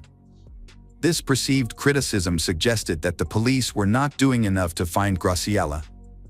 1 year after Graciela disappeared, her family organized a memorial gathering. Here, friends and people who knew her shared stories about her lively and cheerful personality. They prayed for her safe return, lit candles, and later placed signs outside the police station, urging authorities to continue the search for Graciela Garcia. In September 2023, a major development in the case occurred when Romero Sanchez was severely injured in an attack and that required surgery. There was speculation that the shooter was Mason Garcia, Graciela's brother. The attack suggests that Graciela's family had become frustrated with the lack of progress in the investigation and took matters into their own hands, potentially leading to further tragedy. The disappearance of Graciela Garcia remains an unsolved mystery, leaving her family in a state of agonizing. This has significantly affected the health and mental well-being of her family. Living without knowing what happened to a loved one can be more challenging than coping with a confirmed loss. It remains unknown whether Graciela is alive or not. Her children continue to hope that the truth will soon be revealed and justice will be served to the criminals. Welcome back, mystery lovers. Today's case is going to keep you on the edge of your seat. The case of Susan Wright. Susan Wright was born on April 24, 1976 in Houston, Texas. Her parents, Velma Sue and Jimmy Lawrence Wright, lived a simple life and raised Susan and her older sister, Cindy. From a young age, Susan was an active, friendly, and talented child. During her school years, she participated in dancing activities and aspired to become a professional choreographer. With her bright and attractive appearance, Susan had many fans. However, after graduating from high school, Susan's dream of becoming a student did not come true. But she did not give up, and after a short break, she saved money to continue her studies. For a long time, Susan worked as a dancer at a famous nightclub in the city. However, she soon realized that this job was not for her and decided to leave. She then used her savings to study nursing at night at a university. With the goal of becoming independent, Susan balanced her studies with a job as a waitress at a restaurant to support herself. However, after a while, Susan realized that a career in medicine was not the right path for her and paying for her tuition became difficult. Therefore, Susan decided to drop out of school and focus on her work. In 1997, Susan met Jeffrey Wright at the Galveston restaurant where she worked. She was 21 years old at the time and Jeffrey went to the restaurant for a meal. From then on, their romantic relationship began. Jeffrey was immediately attracted to the blue-eyed blonde's beauty and bright smile. He left a generous tip and became a regular customer. Finally, he mustered up the courage to ask for Susan's phone number. Susan recalls that Jeffrey began calling her every day, sometimes multiple times a day. Jeffrey arranged romantic dates and small surprises like sending flowers and touching notes to Susan's workplace. In the evenings, Jeffrey would meet her and take her home. Although Jeffrey was 8 years older than her, the age gap did not bother them. Jeffrey was attentive, sweet, and caring, and quickly won Susan's heart. However, Jeffrey had some problems with alcohol and substance abuse. Jeffrey said that he had given up drugs and promised to give up drinking completely. Susan, a naive young girl, believed him. Susan felt that together they could overcome any challenge. Shortly after Susan learned she was pregnant, she immediately shared the news with Jeffrey. Although Jeffrey initially expressed joy at the prospect of becoming a father, He had not made any decisions about the future. Jeffrey did not propose, and they continued to live apart. Disturbed by Jeffrey's behavior, Susan insisted that their first child be born, and Jeffrey accepted her opinion. At the time of the marriage license, Susan was 8 months pregnant. Their wedding was a simple affair, with no guests or witnesses. A few weeks before the baby was due, they moved into a quiet house in Harris County, Texas. In December 1998, Susan gave birth to a son named Bradley. Just 3 years later, she was pregnant again. In the spring of 2002, she welcomed her second daughter, named Kay. Along the shore, the family also raised a small dog named Buck and had a spacious family car. Jeffrey worked for a local construction company, and after they had a daughter named Kay, Jeffrey agreed that Susan would stay home to care for the child. Friendly neighbors often praised Susan as a kind and caring mother. She created a cozy environment for the family. From the outside, it seemed like the perfect family. Every day, Susan has to spend a lot of time doing housework such as cleaning, organizing, cooking, and making sure everything is kept in a clean condition. Jeffrey does not want her to repeat the same recipes. The whole house has to be clean for Susan. Taking care of young children and cleaning the house at the same time can be considered impossible. Jeffrey's clothes have to be washed almost every day because he doesn't want to wear any of the same clothes again. However, following these rules manually is not easy. If Susan doesn't comply with his request, she will face insults, humiliation, and even physical abuse. Financially, Jeffrey is extremely frugal. Contrary to the image of a romantic man who often gives gifts and flowers, Jeffrey only gives Susan $100 a week to cover household expenses. At the same time, he also asked her to settle all expenses and provide receipts. Jeffrey also broke his earlier promise to quit drinking. However, the real problems were just beginning. Jeffrey relapsed and started using drugs again. Under the influence of these substances, Jeffrey would become aggressive and would hurt his wife and son. Whenever Susan asked Jeffrey to stop using drugs and go to rehab, Jeffrey responded with anger. Jeffrey saw no problem with his actions and believed that Susan knew about Jeffrey's drug and alcohol use before Susan married him, so she should accept it and live with it. Jeffrey's parents also knew their son's weakness and sympathized with Susan. However, they felt helpless and unable to help her. What Susan couldn't stand, however, was when her husband began to physically, emotionally, and even sexually abuse her. At first, he would apologize and promise not to do it again, but then he stopped apologizing and domestic violence became a daily occurrence. Jeffrey began boxing at the gym 3 times a week, finding that the sessions helped him relieve stress. On Monday, January 13, 2003, Jeffrey went to the gym after work as usual. When he returned home, he seemed stressed. While Susan was cooking dinner, Jeffrey decided to tell his son about the sport of boxing and teach him some basic techniques. While teaching his son boxing, Jeffrey lost control and hit the boy. The child burst into tears, and Jeffrey tried to comfort the child, hoping his wife wouldn't hear. Susan pretended not to notice, but this incident was the last straw for Susan. After dinner, Susan went to put the children to bed while Jeffrey remained in the bedroom. When Susan entered the room, Jeffrey attacked her violently. Susan thought that Jeffrey was trying to kill her with a knife. However, she reacted and realized that Jeffrey did not have a knife in his hand. Susan decided to use her dancing skills to seduce Jeffrey and lower his guard. Susan entered the room in a short silk robe and performed the dance for her husband. Susan then proposed a game, which Jeffrey agreed to participate in. In this game, Susan used 3 reins to tie Jeffrey's right hand and right leg to the bed. Jeffrey's left leg was secured with a silk strip from her robe. While Jeffrey was tied up, Susan used her panties to spank him, forming part of the intimate game. Susan gently turned off the lights. Jeffrey was now bound hand and foot, and a gag was stuffed into his mouth. The din candles were the only remaining light. Susan then moved the bubbling hot wax onto Jeffrey's chest. Susan then continued pouring the hot wax onto his genitals, and the pain quickly became unbearable. Jeffrey tried to free himself, tried to scream, but to no avail. Meanwhile, Susan continued to beat Jeffrey with a small, sharp knife she had taken from the kitchen.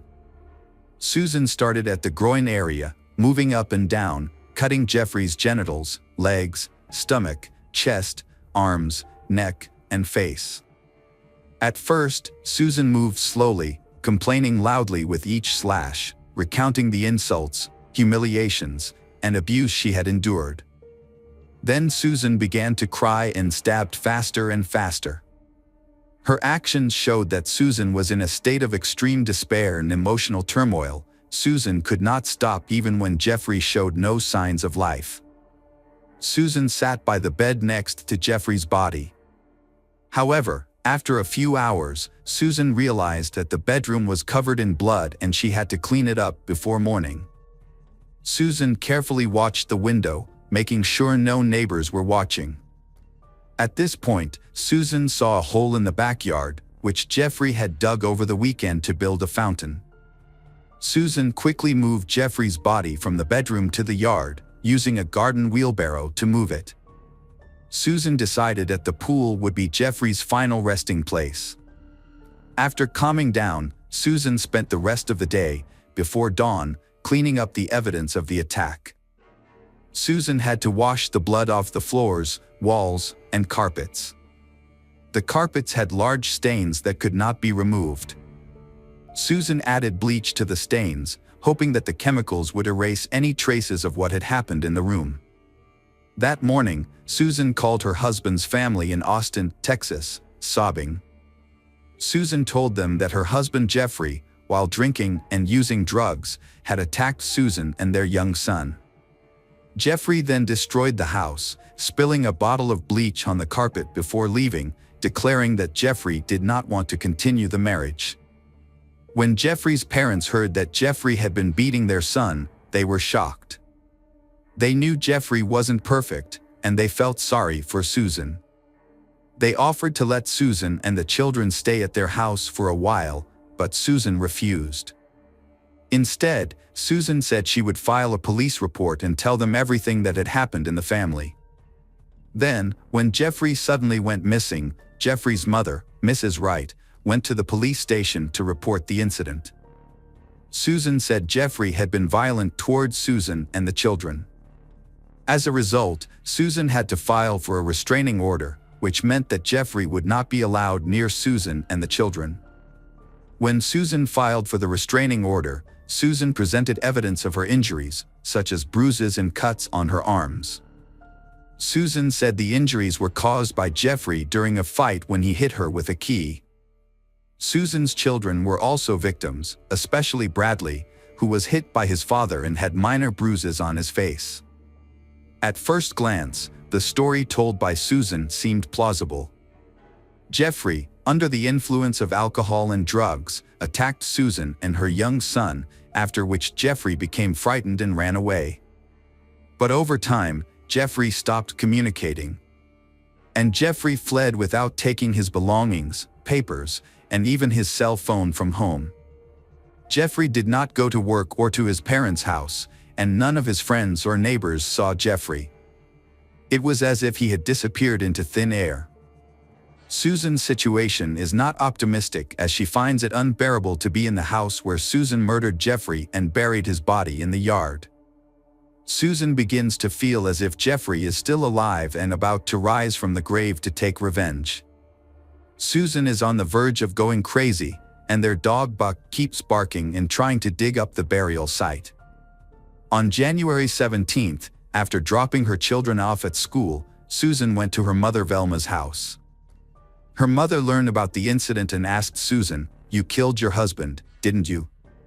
Susan burst into tears and nodded.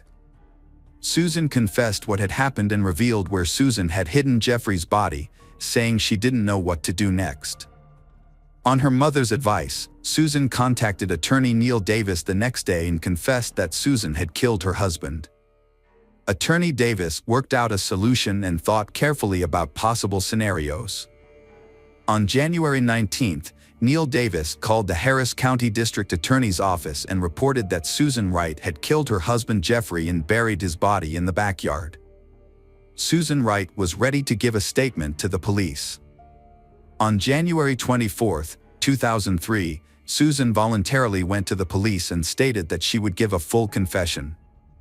On January 24, 2003, Susan went to the police and confessed the whole thing. However, when she was interviewed, Susan's story was unclear and full of contradictions. Susan was confused about the details and sometimes contradicted herself. Susan also claimed that Jeffrey was still alive and that she was afraid of him. As a result, Susan requested protection. As a result, Susan underwent a psychological evaluation and was diagnosed with schizophrenia and depression. However, Susan was still able to understand her actions. Following Susan's statement, the police arrived at the scene and removed Jeffrey's body from the makeshift grave in the backyard. The medical examiner was surprised to see numerous injuries on the body. The medical examiner's team counted a total of 193 stab wounds on the body. Specifically, there were 8 wounds in the groin area, about 30 wounds in the legs, 23 wounds in the shoulders and arms, 22 wounds in the abdomen, 46 wounds in the arms, 23 wounds in the neck, and 41 wounds in the face. However, only 1 wound to the head could be considered the direct cause of death. All other cuts were superficial and did not pose an immediate threat to life. This left Jeffrey with a long and painful death. Police saw deep marks on Jeffrey's wrists and ankles from the ropes and belt Susan used to restrain him. These injuries indicated that Jeffrey had tried to free himself but was unsuccessful. Additionally, traces of candle wax were found on Jeffrey's gun and groin area.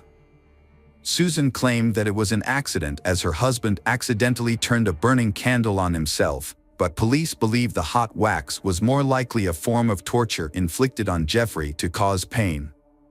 Susan's underwear was still in Jeffrey's mouth, acting as a gag to prevent Jeffrey from screaming or calling for help. Toxicology reports revealed traces of alcohol and several controlled substances in Jeffrey's system, suggesting that Jeffrey may have acted aggressively under the influence of these substances. The bedroom where the massacre took place appeared normal, except for a large bleach stain on the carpet, suggesting that Susan had spent a lot of time cleaning and hiding the evidence. When experts used chemicals and special equipment to detect the blood traces that had been cleaned up, a completely different view of the project emerged. Blood was found everywhere, including on the ceiling and the red blood cell cushion. The trial began in late February 2004. By that time, Susan had been in custody for a year and her children were in the care of her parents and sister Cindy. Susan's attorney had prepared extensively for the trial and worked extensively with Susan. When questioned, Susan recounted the sad story of that terrible night and the events leading up to it. Susan said she had endured years of abuse and resistance. However, when Jeffrey began abusing the children, Susan could not take it anymore. Susan recounted that fateful evening, Jeffrey came home from the gym in a state of agitation. Jeffrey then began teaching their 5-year-old son punching and fighting techniques. When the son became scared and refused, Jeffrey punched him in the face. Susan then put the child to bed and decided to talk to Jeffrey about seeking help at a clinic for alcohol and drug abuse. However, Jeffrey became angry and decided to leave, taking the keys with him. While Susan tried to stop Jeffrey, a fight broke out between the two, leaving Susan with injuries to her palm and wrist. During the attack, Jeffrey attacked her, causing her to fall to the floor and briefly lose consciousness. When Susan regained consciousness, she found Jeffrey holding a knife in his hand. Susan could not explain how the knife ended up in her hand afterward. Susan's attorney argued that Susan's mental instability was the cause of her actions, causing Susan to lose control of her attacks until she had inflicted multiple injuries on Jeffrey. Susan said she tied the rope and belt around Jeffrey's hands after inflicting multiple injuries, then used a wheelbarrow to carry Jeffrey out into the yard. As for the scraps found, Susan claimed they came from a candle that Susan had left on her bedside table that night when she had left the nightlight on.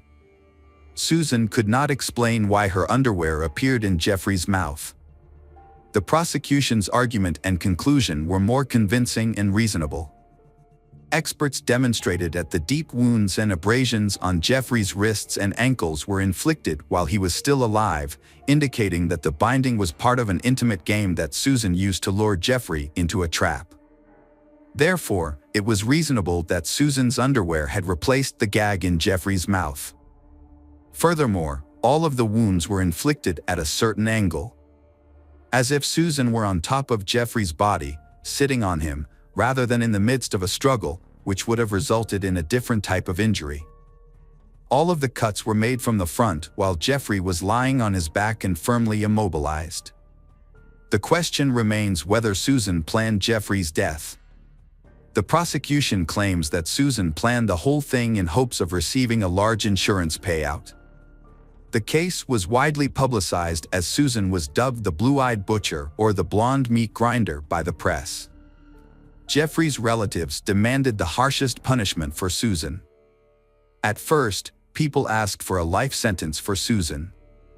However, in March 2004, Susan was convicted and sentenced to 25 years in prison. Susan did not think about the judge's decision and was completely emotionless.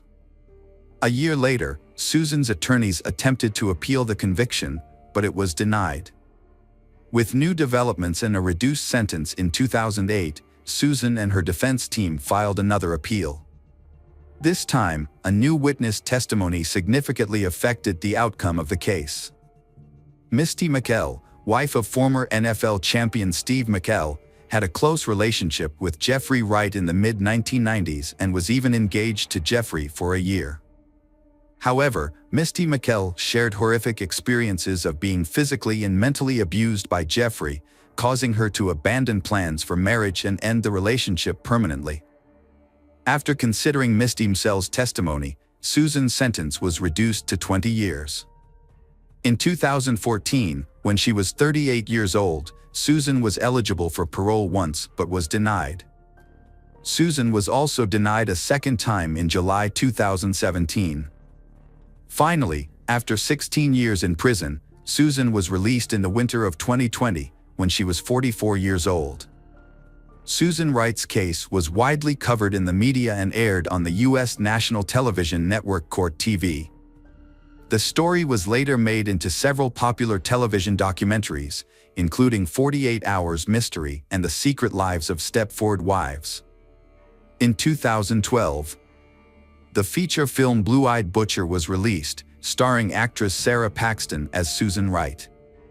Additionally, in 2014, Canadian documentary filmmaker Chloe Ballant discovered a short film inspired by Susan Wright's trial.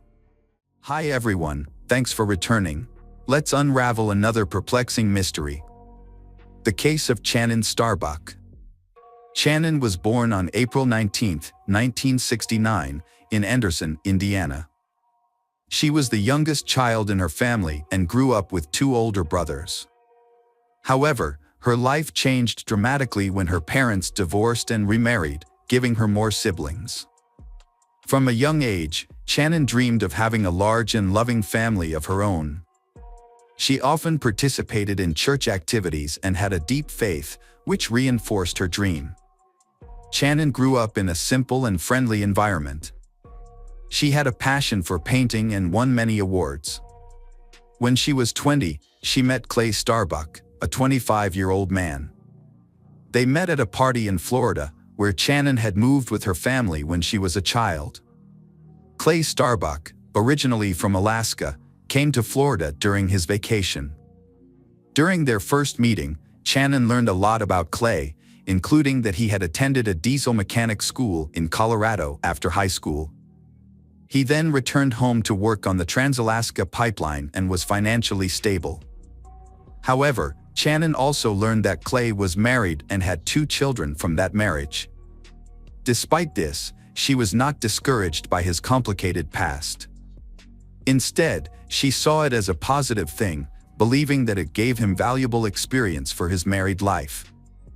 After getting married, Channon and Clay moved in together. In the new place, Channon had to overcome many difficulties related to the environment and weather, but she eventually adapted and settled down. However, married life was not as perfect as Channon had planned. Channon and Clay were often apart because of Clay's work, but their love helped her overcome her loneliness and wait for the day they could reunite. During that time, she cared for Clay's children from his previous marriage and had more children. In 1996, the Starbucks family welcomed their son Austin, followed by his brother Blake 3 years later. When their daughter Logan was born, the family was even more excited. However, Logan was soon diagnosed with autism spectrum disorder, adding to the challenges of family life. Channon had to deal with Logan's illness and try to support her daughter. She became a more caring and nurturing mother to her children. She spent time on health care, education, and community activities. But while she focused on raising her family, she did not realize that her husband was having an affair at work. As time passed, the Starbuck family continued to grow, and Channon welcomed another daughter, Serena. Despite the hardships of life, she still tried to keep her family happy. But her husband's secret eventually came to light, and it would change her life forever. In 2000, Channon filed for divorce after experiencing a great shock and feeling deeply betrayed. However, she still had feelings for Clay and decided to move to Arizona to start a new life. This attempt failed because she still loved Clay. When Clay contacted her and begged her to come back, Channon believed that he had repented and decided to give him a second chance. In 2001, Channon and Clay welcomed their 5th child, Marshall. However, Marshall's birth created new disagreements. Even an official remarriage in 2006 could not save their broken relationship. After the remarriage, the family moved to Deer Park in Spokane County, Washington. Clay continued to work at his previous job, which led to him being away from home often. Channon had to manage her family and children on her own. However, suspicion continued to poison their marriage, which was affected by the long separations and breakups that occurred during their relationship. Finally, in 2010, Channon and Clay divorced for good. When she turned 40, Channon decided to rebuild her life once again. She still hoped that she could experience the joy of love. She was also determined not to repeat the mistakes of the past. Even when Clay was seriously injured, she chose not to get back together with him. Instead, she chose to support her ex-husband and provide help when needed. In February 2011, Clay quit his job and decided to settle down permanently in Deer Park. This brought him closer to his children and also closer to Channon. However, he still hoped that Channon would come back to him, but Channon did not share the same views.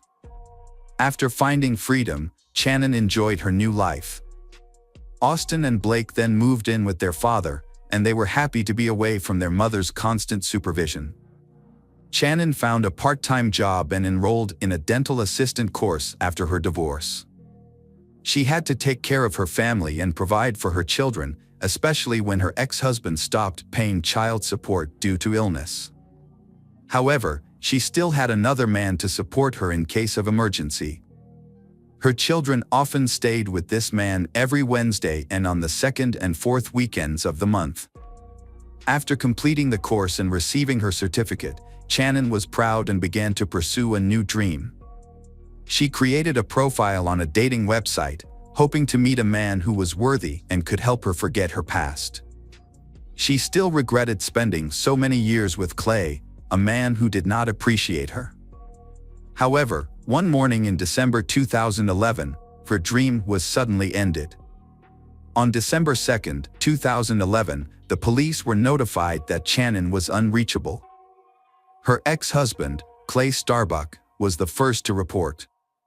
He reported that he had not been able to contact his ex-wife since December 1 around 3 p.m. Shannon had texted her daughter that she could not pick them up from school because she was not feeling well and asked her father to pick them up. However, his phone was turned off, so he did not know about her text. The two children, Marshall and Serena, were tired and hungry. As a result, Logan, 15, decided to call his brother and ask him to drive them to their father's house, which was a few blocks away.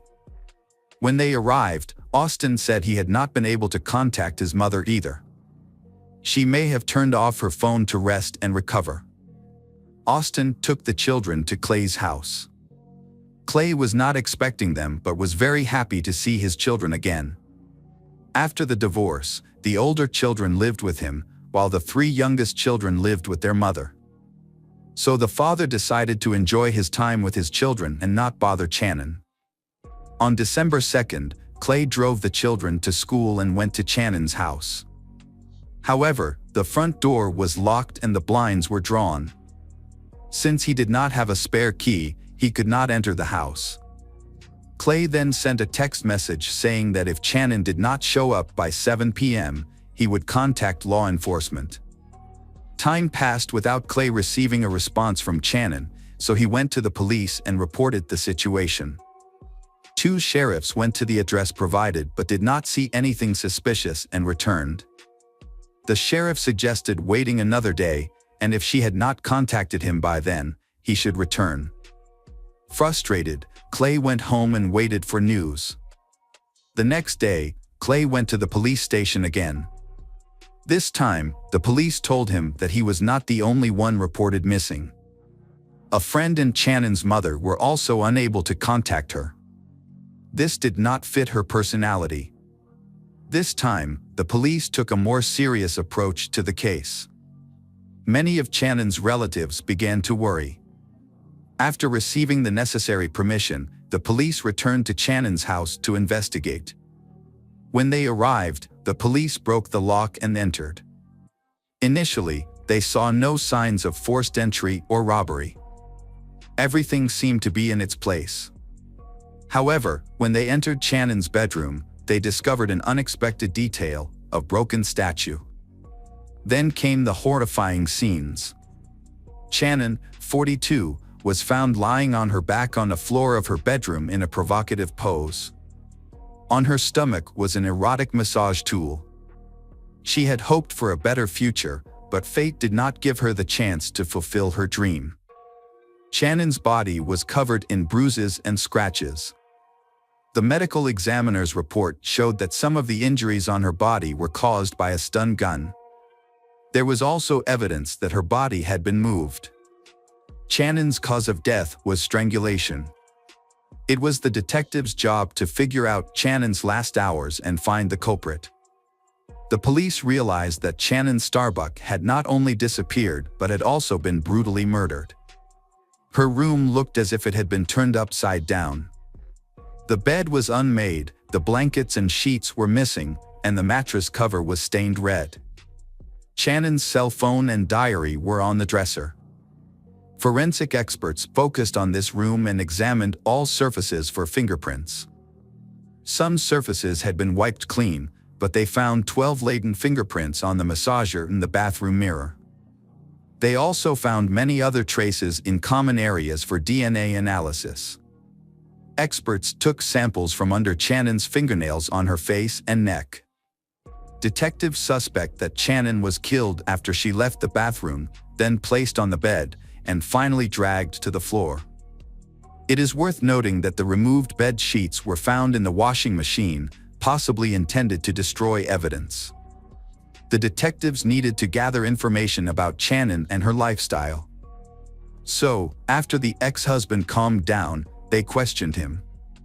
Clay explained that he and his ex-wife had an arrangement regarding child pickup and drop-off. Every morning, he picked up the younger kids and took them to school, and she picked them up after school. Clay said that on the morning of December 1st, his car broke down a few blocks from home. So he texted Shannon, asking her to take the kids to school. He then went home to wait for the car to warm up, thinking that would help it start.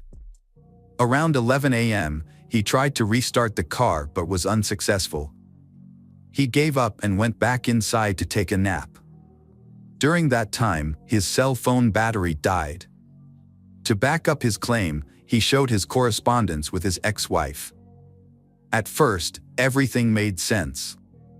Furthermore, Clay was very cooperative, handing over his cell phone, DNA sample, and fingerprints. He also confessed that he was worried about Shannon because the divorce had made her more vulnerable. In addition, he shared that because she was single, Shannon had registered on a dating website and had many admirers. According to Clay, it is possible that Shannon had several lovers at the same time. He believes that one of them may have caused her death. However, he could not name them specifically due to a lack of information. During the conversation, Clay sobbed. He explained that accepting the death of his ex-lover was very difficult. After taking his statement, the police let Clay go home. He was faced with informing his children about Shannon's death. The case involving Shannon Starbuck's death has attracted public attention. Investigators interviewed the Starbucks neighbors, focusing on details, especially reports of strange people and vehicles appearing outside her home in recent weeks. An autopsy was performed, and the report found that Starbucks suffered chest injuries consistent with the use of a stun gun. She also suffered 10 broken ribs. The injuries to her head and body were severe and likely caused by a blunt object. Because of the appearance of the injuries, it was difficult to determine the exact time of death. Scratch marks on her body indicated that she had been moved after she was killed.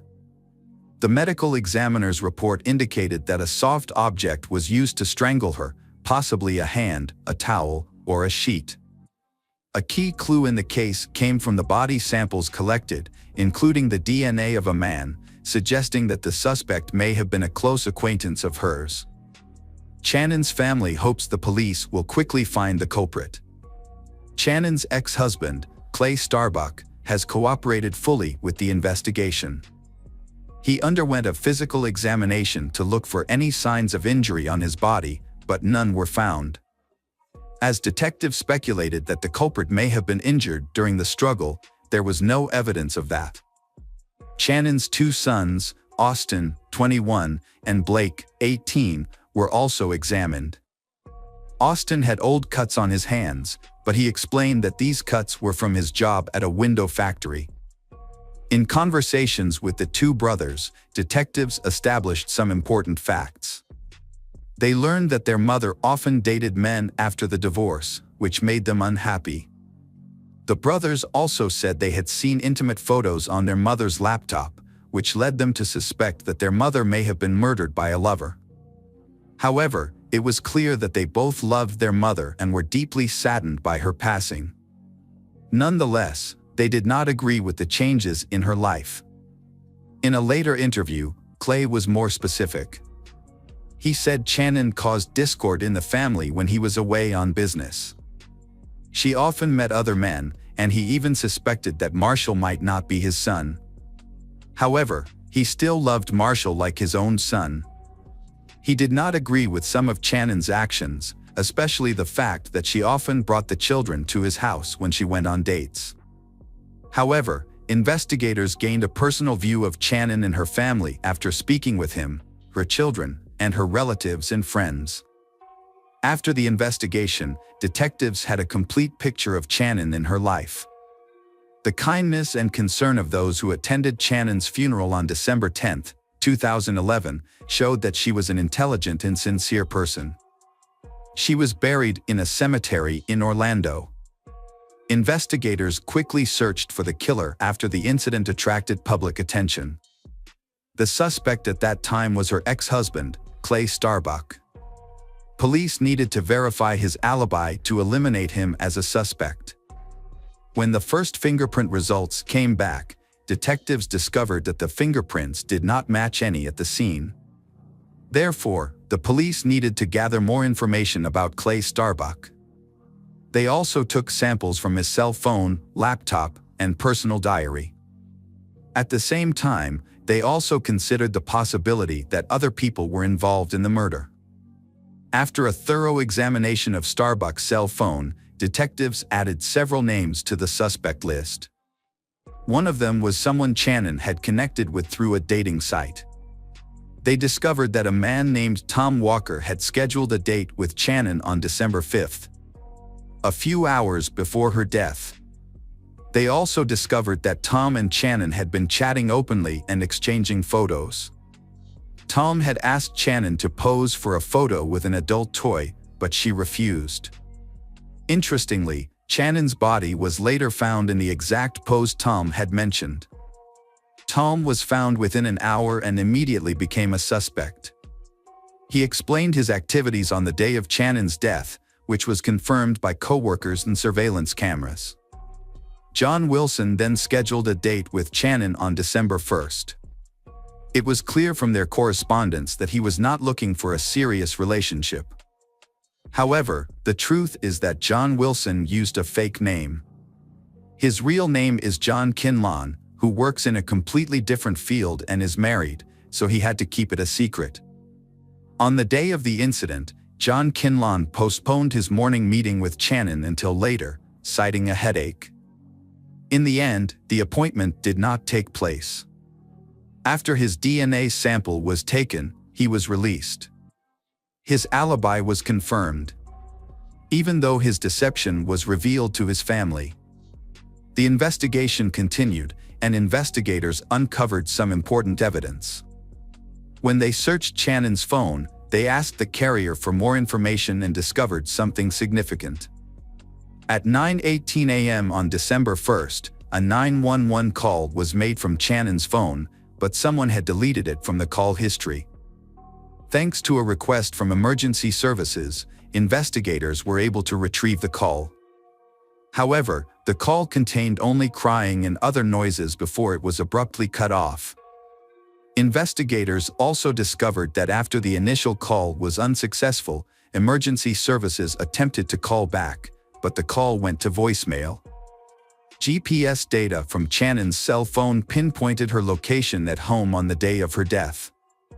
Notably, these events occurred after she dropped her children off at school and returned home. Therefore, the messages sent a few hours later could not have been from her. The perpetrator was trying to confuse the investigation. Additionally, this person had a close relationship with the Starbuck family.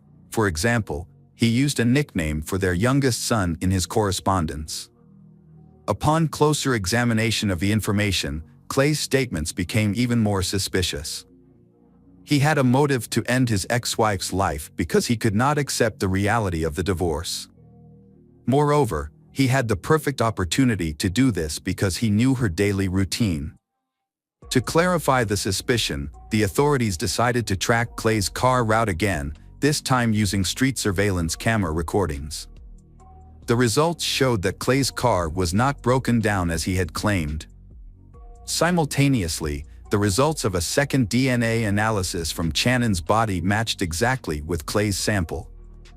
On the morning of December 1st, Clay sent a text message to his ex-wife, asking her to take the kids to school and saying that his car had broken down. While she was away, he entered her home and waited.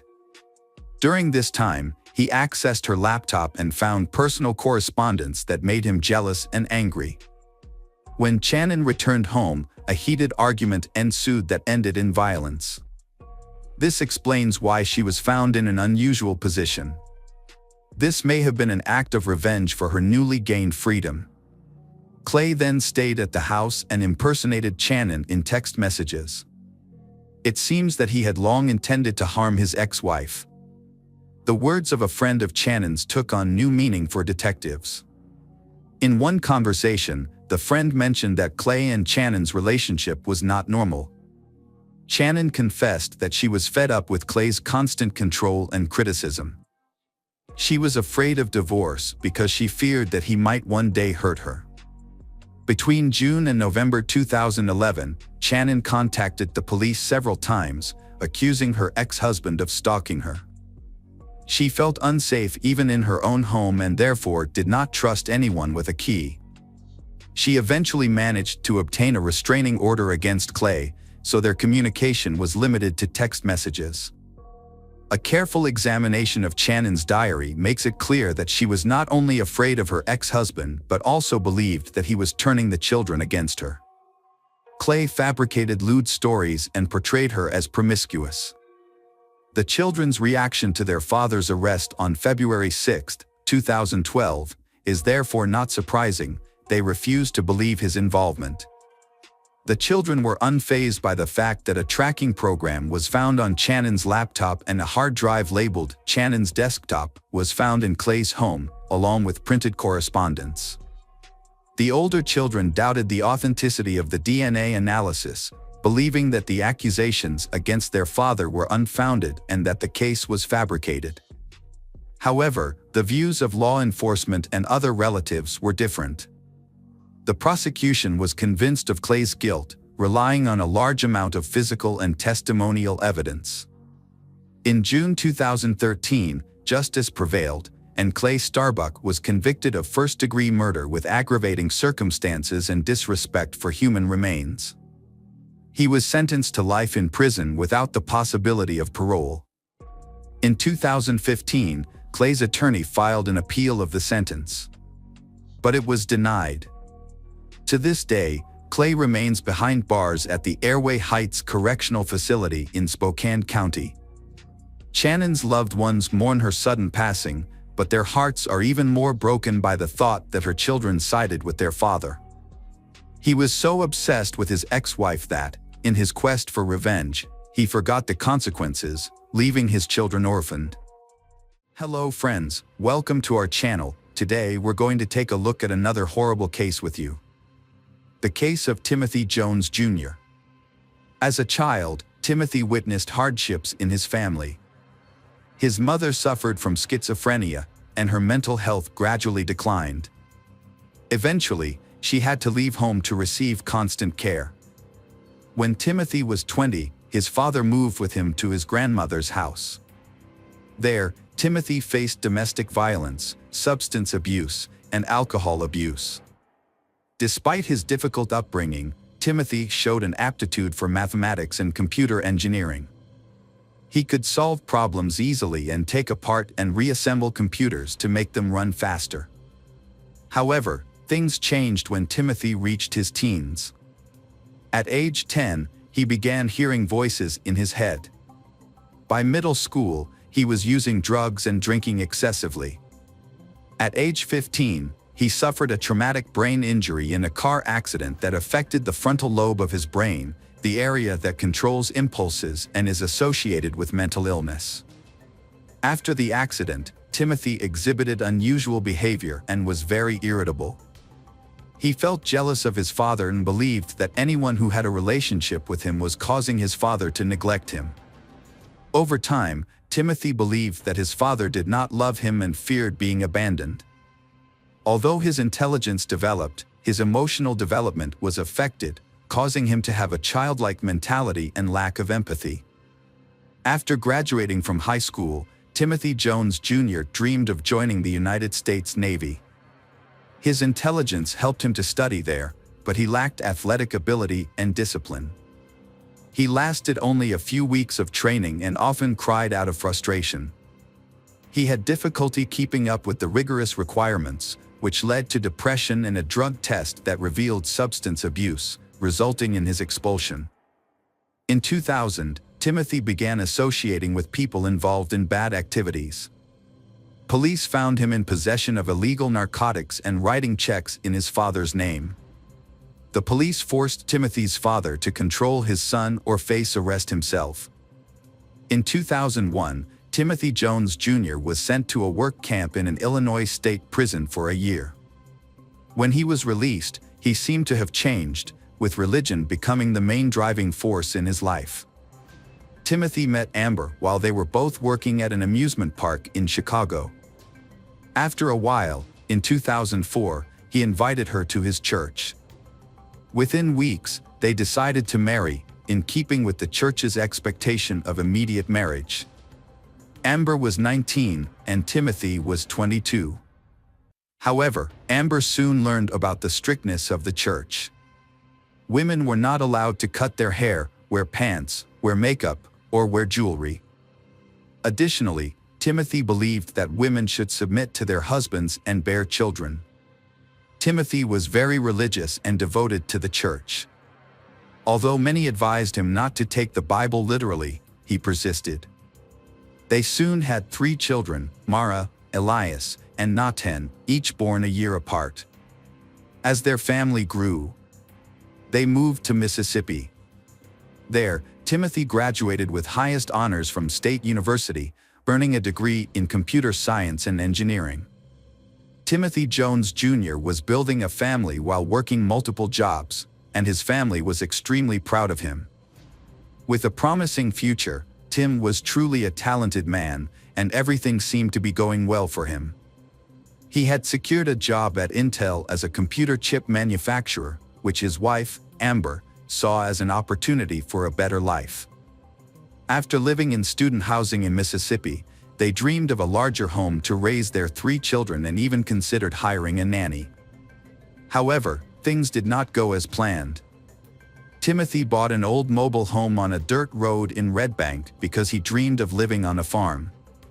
He purchased animals to raise, and Amber stayed home to care for them. By 2012, they had 2 more children, and problems began to arise. Timothy wanted Amber to homeschool the children, even though she only had a high school education. Amber felt lonely and isolated, with no family nearby and Timothy's family far away. She felt inferior to her intelligent and educated husband. The tension in Timothy and Amber's marriage increased when Timothy accused Amber of having an affair with a neighbor. Their marriage began to fall apart, and they started to consider divorce. Timothy did not want Amber involved in the children's lives, so he sought the help of a therapist and asked his divorce attorney to declare that he was capable of raising the children alone. Amber, without a lawyer and unsure of what to do, decided that it was best for the children to stay with their father. She felt she had nothing to provide for the children, as she had no job or education. Ultimately, the court decided that Timothy would have primary custody as the sole financial provider, and Amber would be granted regular visitation rights. After leaving her husband and children, Amber faced many difficulties. Meanwhile, Timothy began to lose control and suffer from his failed marriage. He started using drugs and alcohol again and struggled with the voices in his head. He became easily angered over small things. Amber recounted that Timothy once beat her in front of the children until she passed out. Unable to manage work and family, Timothy hired a nanny service to care for the children. The first 2 nannies found Timothy's house very clean and noted that he was dedicated and attentive to the children, but their attitudes changed when they learned about Timothy's condition. On the 3rd occasion, Timothy hired Crystal, a 17-year-old nanny who had a young daughter. Timothy gradually developed feelings for Crystal, and she soon became his lover. Timothy began to pressure Crystal to follow his religious customs, including wearing long dresses, growing her hair long, and being submissive to him. However, when Crystal refused, their relationship deteriorated. Crystal later spoke of how Timothy was too harsh with his children. He forced them to stand on their toes for hours, believing it was good for their weak bodies. Crystal eventually left after witnessing Timothy trying to hit her young daughter. After Crystal left, Timothy hired another nanny. The new nanny noticed a major change in Timothy's home. Once clean, the house was now littered with trash and dirty clothes, and there were even cockroaches. Over time, Timothy became increasingly violent and punished his children daily. He imposed a restricted diet, feeding them only oatmeal throughout the day and limiting them to 1 meal. In August 2014, the nanny contacted South Carolina Social Services to report conditions at Timothy's home. She described the lack of food and physical abuse the children were subjected to. In fact, the violence was so severe that teachers had reported it to the agency months earlier. The agency had previously required Timothy to sign a non-abuse pledge, but the children came to school with bruises and provided evidence linking them to the violence. On the afternoon of August 28, 2014, Timothy picked up the children. At the time, he was very angry about an electrical problem in the house. Timothy took his anger out on his 6-year-old son, Nathan, and repeatedly made Nathan bend down to pick up sand as punishment. Every time Nathan slowed down, Timothy hit him with a belt. While Nathan was being punished, Amber, Timothy's ex-wife, called to talk to the children. She made several calls until Timothy answered at 7:10. During the conversation, Nathan told his mother about the punishment for breaking the outlet, claiming it was an accident. Timothy angrily hung up, telling Amber to stop defending him. After hours of torture, Nathan was exhausted, dehydrated, and begged for it to stop. He passed out, ending it all. Timothy took Nathan to bed and left him without giving him water or help. Call records show that Amber called 8 more times after that. Around 1 a.m., Timothy took his 8-year-old daughter, Mara, to a convenience store to buy 10 packs of cigarettes. When he got home, he strangled Mara. Timothy then went to his 7-year-old son, Elias, and did the same thing.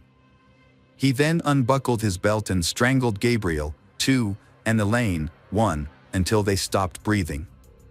When the children did not move, he took a blanket, wrapped each one in it, and placed them in the back seat of the car and drove away. The disappearance of Timothy and his children was reported to the police. The police searched everywhere for Timothy. Fortunately, a police officer stopped his car. As the police approached the car, they immediately detected a foul odor inside. They also noticed that the carpet appeared to have been recently cleaned with bleach. The sheriff asked the driver, Timothy, for identification and license plate number and observed that Timothy appeared to be under the influence of drugs. After checking Timothy's information, the police discovered that he was wanted in South Carolina for a child welfare issue. When asked about the whereabouts of his children, Timothy initially said he had no children, but later mentioned that he had 3 children living in South Carolina. The officers asked for Timothy's relatives' phone numbers to verify the children's safety. After making the call, they immediately arrested Timothy. As Timothy was placed in a patrol car, he became emotional and began telling officers what he had done to his children. He confessed to killing his 3 children for ulterior motives. Timothy explained that he felt very sad and angry when he saw one of his sons playing with an electrical outlet, so he strangled his son until he lost consciousness. Timothy did the same to his other son and his older daughter. He strangled his daughter until she turned blue. In another account, Timothy claimed that his son was trying to hurt him when he saw him playing with an electrical outlet, which prompted him to kill him.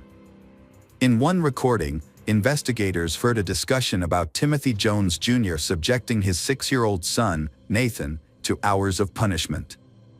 This was because Nathan had accidentally turned off an electrical outlet in the living room. Timothy said he put Nathan to bed afterwards, but when he checked on him, he found him dead. When asked why he did this, Timothy said he heard voices in his head and believed his children were plotting against him. He also thought his children would be happier if they went to heaven. So he decided to kill all of them. After killing his children, Timothy traveled throughout the southeast with the bodies of his 5 children covered in blankets in his car. He eventually dumped them in a remote wooded area in Alabama. In a second statement, Timothy said Nathan's punishment had gotten out of hand. When he went to Nathan's room, he found him dead. Not knowing what to do, Timothy decided to end the lives of all his children. After an autopsy, pathologists were unable to determine a definitive cause of death. However, they theorized that Nathan may have been too weak from the excessive punishment Timothy had imposed on him, making it easier to kill Nathan. Investigators questioned Timothy's actions, particularly why he did not call 911 immediately after the incident. Instead, he attempted to conceal and dispose of his children. Timothy later led investigators to where he had dumped the children's bodies that same day. The remains of the 5 children were found on September 10th. On September 11th, evidence from Timothy's car was collected and turned over to South Carolina authorities. Some of the evidence included family photos, children's clothing, children's drawings, letters from his mother to the children, Timothy's college diploma, and his passport. Notably, Timothy Jones Jr.'s handwritten notes included a list of actions related to the disposal of the bodies, such as moving the bodies, grinding the bones into powder or small pieces, burning the bodies, and preparing necessary items such as camping equipment, gas, and muriatic acid. On September 13, 2014, Jones was admitted to a correctional institution and placed in a special cell separate from the general population. Since then, he has been evaluated by mental health experts, including psychiatrists, clinical psychologists, and forensic specialists. Opinions among these professionals varied. Some diagnosed him with schizophrenia, bipolar disorder, schizoaffective disorder, or a personality disorder. They suggested his mental state during the crime might have been worsened by drug use and a traumatic brain injury he sustained at age 15, which could have contributed to underlying psychosis. These theories were presented to the jury during his trial. Conversely, other specialists argued that Timothy was mentally competent and that his attempts to hide evidence, including his children, showed he knew his actions were morally and legally wrong. His internet search history indicated he understood what he was doing and how to do it. The prosecution argued that Timothy succumbed to the pressures of a failing marriage and the challenges of raising 5 young children. According to his statements, the catalyst for his actions was his wife's alleged infidelity with their neighbor, who is now her husband. She testified that she did not commit adultery and that her relationship with the neighbor began only after her divorce. The trial occurred in late May 2019, featuring weeks of intense testimonies and evidence against Timothy. The crime is considered one of the most horrific murders in South Carolina's history. Mara's last words to her father were, "Daddy, I love you." When police searched the house, they found Naten's favorite Toy Story toy broken into pieces. Naten appeared to have been the most severely punished. Nevertheless, all testimonies agreed on one thing: the children loved their father. On June 13, 2019, after 2 hours of deliberation, Timothy Jones Jr. was sentenced to death. He is currently in solitary confinement at a correctional institution, wearing a green jumpsuit that identifies him as a death row inmate.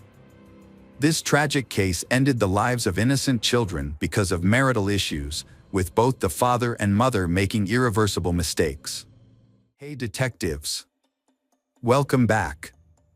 We've got another mysterious case to explore. The case of Michael Wayne Jones.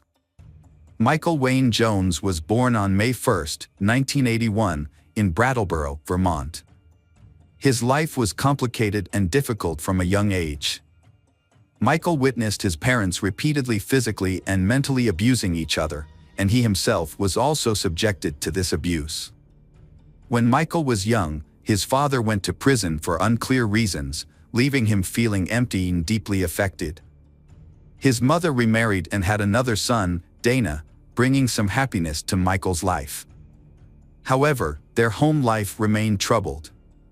Michael's stepfather had trouble maintaining stable employment, which put a financial strain on his mother, forcing her to work 2 jobs to support the family. The stepfather was aggressive toward Michael and Dana. He used physical punishment. This has created an atmosphere that makes people feel scared and controlled. Michael was harshly punished for small mistakes, such as being late to school, and was often locked in a shed and subjected to sexual abuse. Michael's difficult life did not harden him. Instead, he showed kindness and a strong instinct to protect others, particularly his younger brother Dana. He is often the one to admit mistakes and take punishment for Dana, which brings the two brothers closer. Dana admired Michael's courage and love.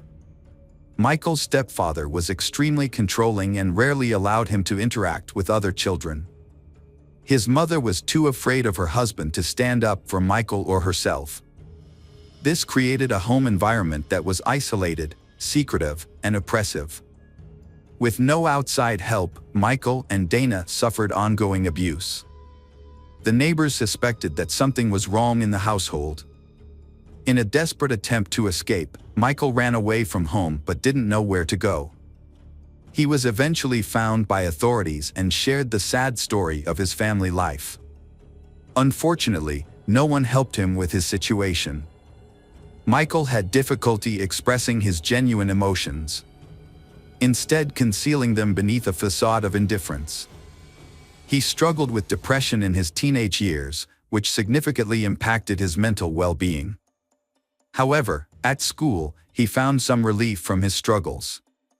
Despite being introverted and feeling lonely, having responsibilities helped distract him from his difficult home life.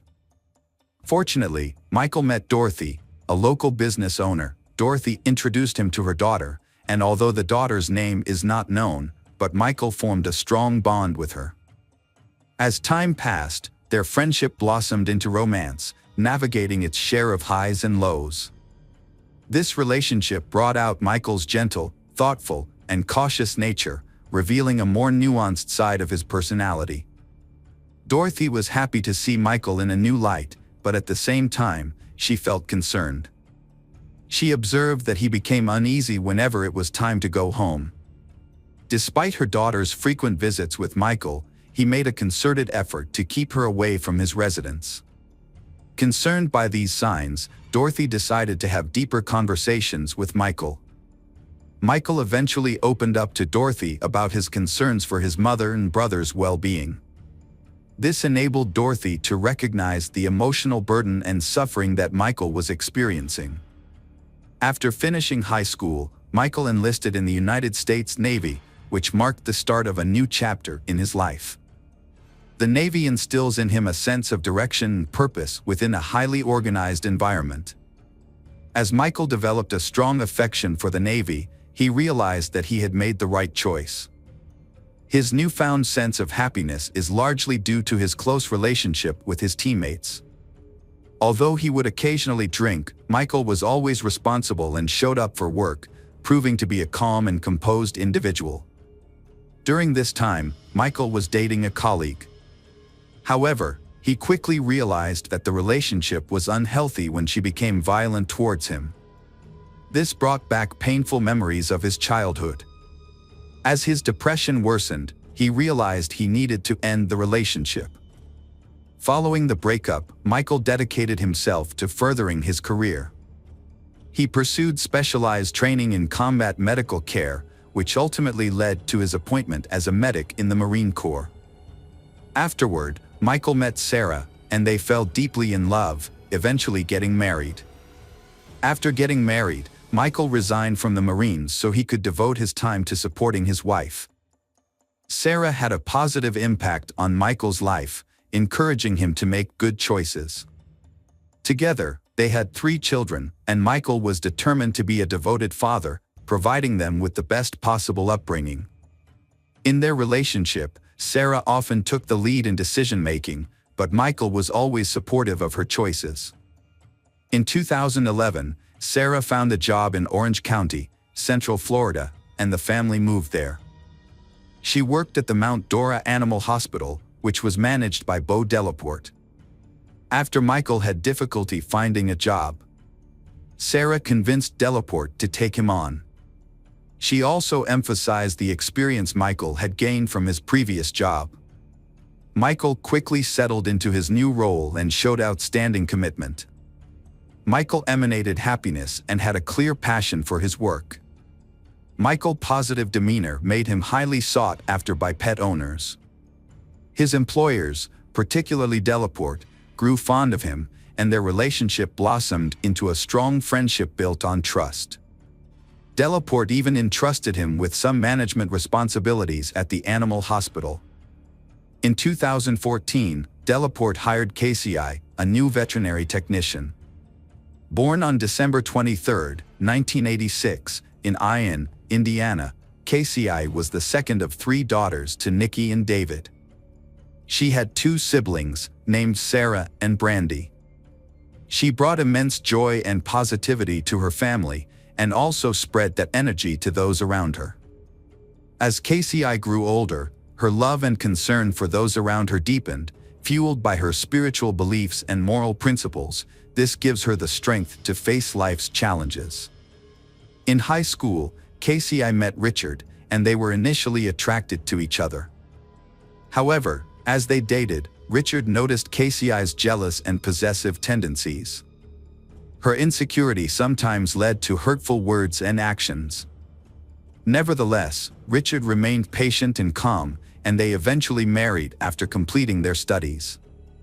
Over time, KCI's mother moved to Florida. Sarah and Brandy soon followed. Due to KCI's close relationship with her family, she and Richard relocated to Florida in 2009.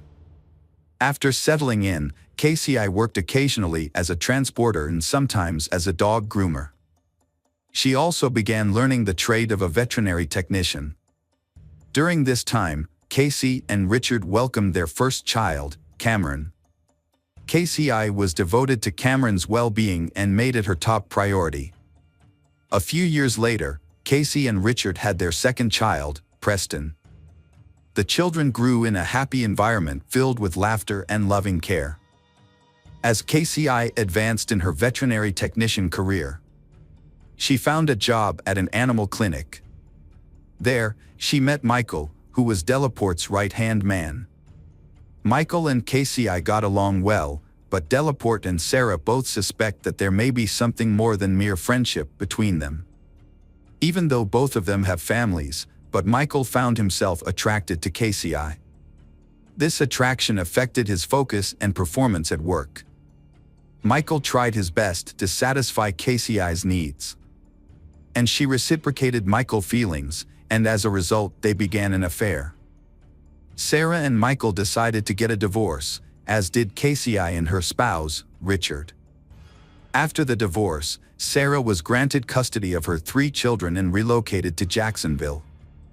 In contrast, KCI and Richard chose to share custody of their children, Cameron and Preston, according to a certain rule. KCI took her parenting responsibilities seriously and made sure to transport the children as agreed. Delaporte's frustration increased as Michael's work performance at the clinic continued to deteriorate. To make matters worse, Michael inappropriately approached other employees, overstepping professional boundaries. A betrayal occurred when Michael asked for time off, claiming his mother had passed away, only to use the leave for a beach vacation. Delaporte discovered the truth and subsequently terminated Michael's employment. Seeking revenge, Michael burglarized the clinic, stealing money, computer equipment, and even a gun. Delaporte identified Michael as the perpetrator and contacted the authorities. With KCI's assistance, Michael escaped to New Mexico but was eventually caught by the police. After serving a short prison sentence, Michael was released. Despite Michael's past actions, KCI remained devoted to him. The couple moved in together, and Michael became a stepfather to Cameron and Preston.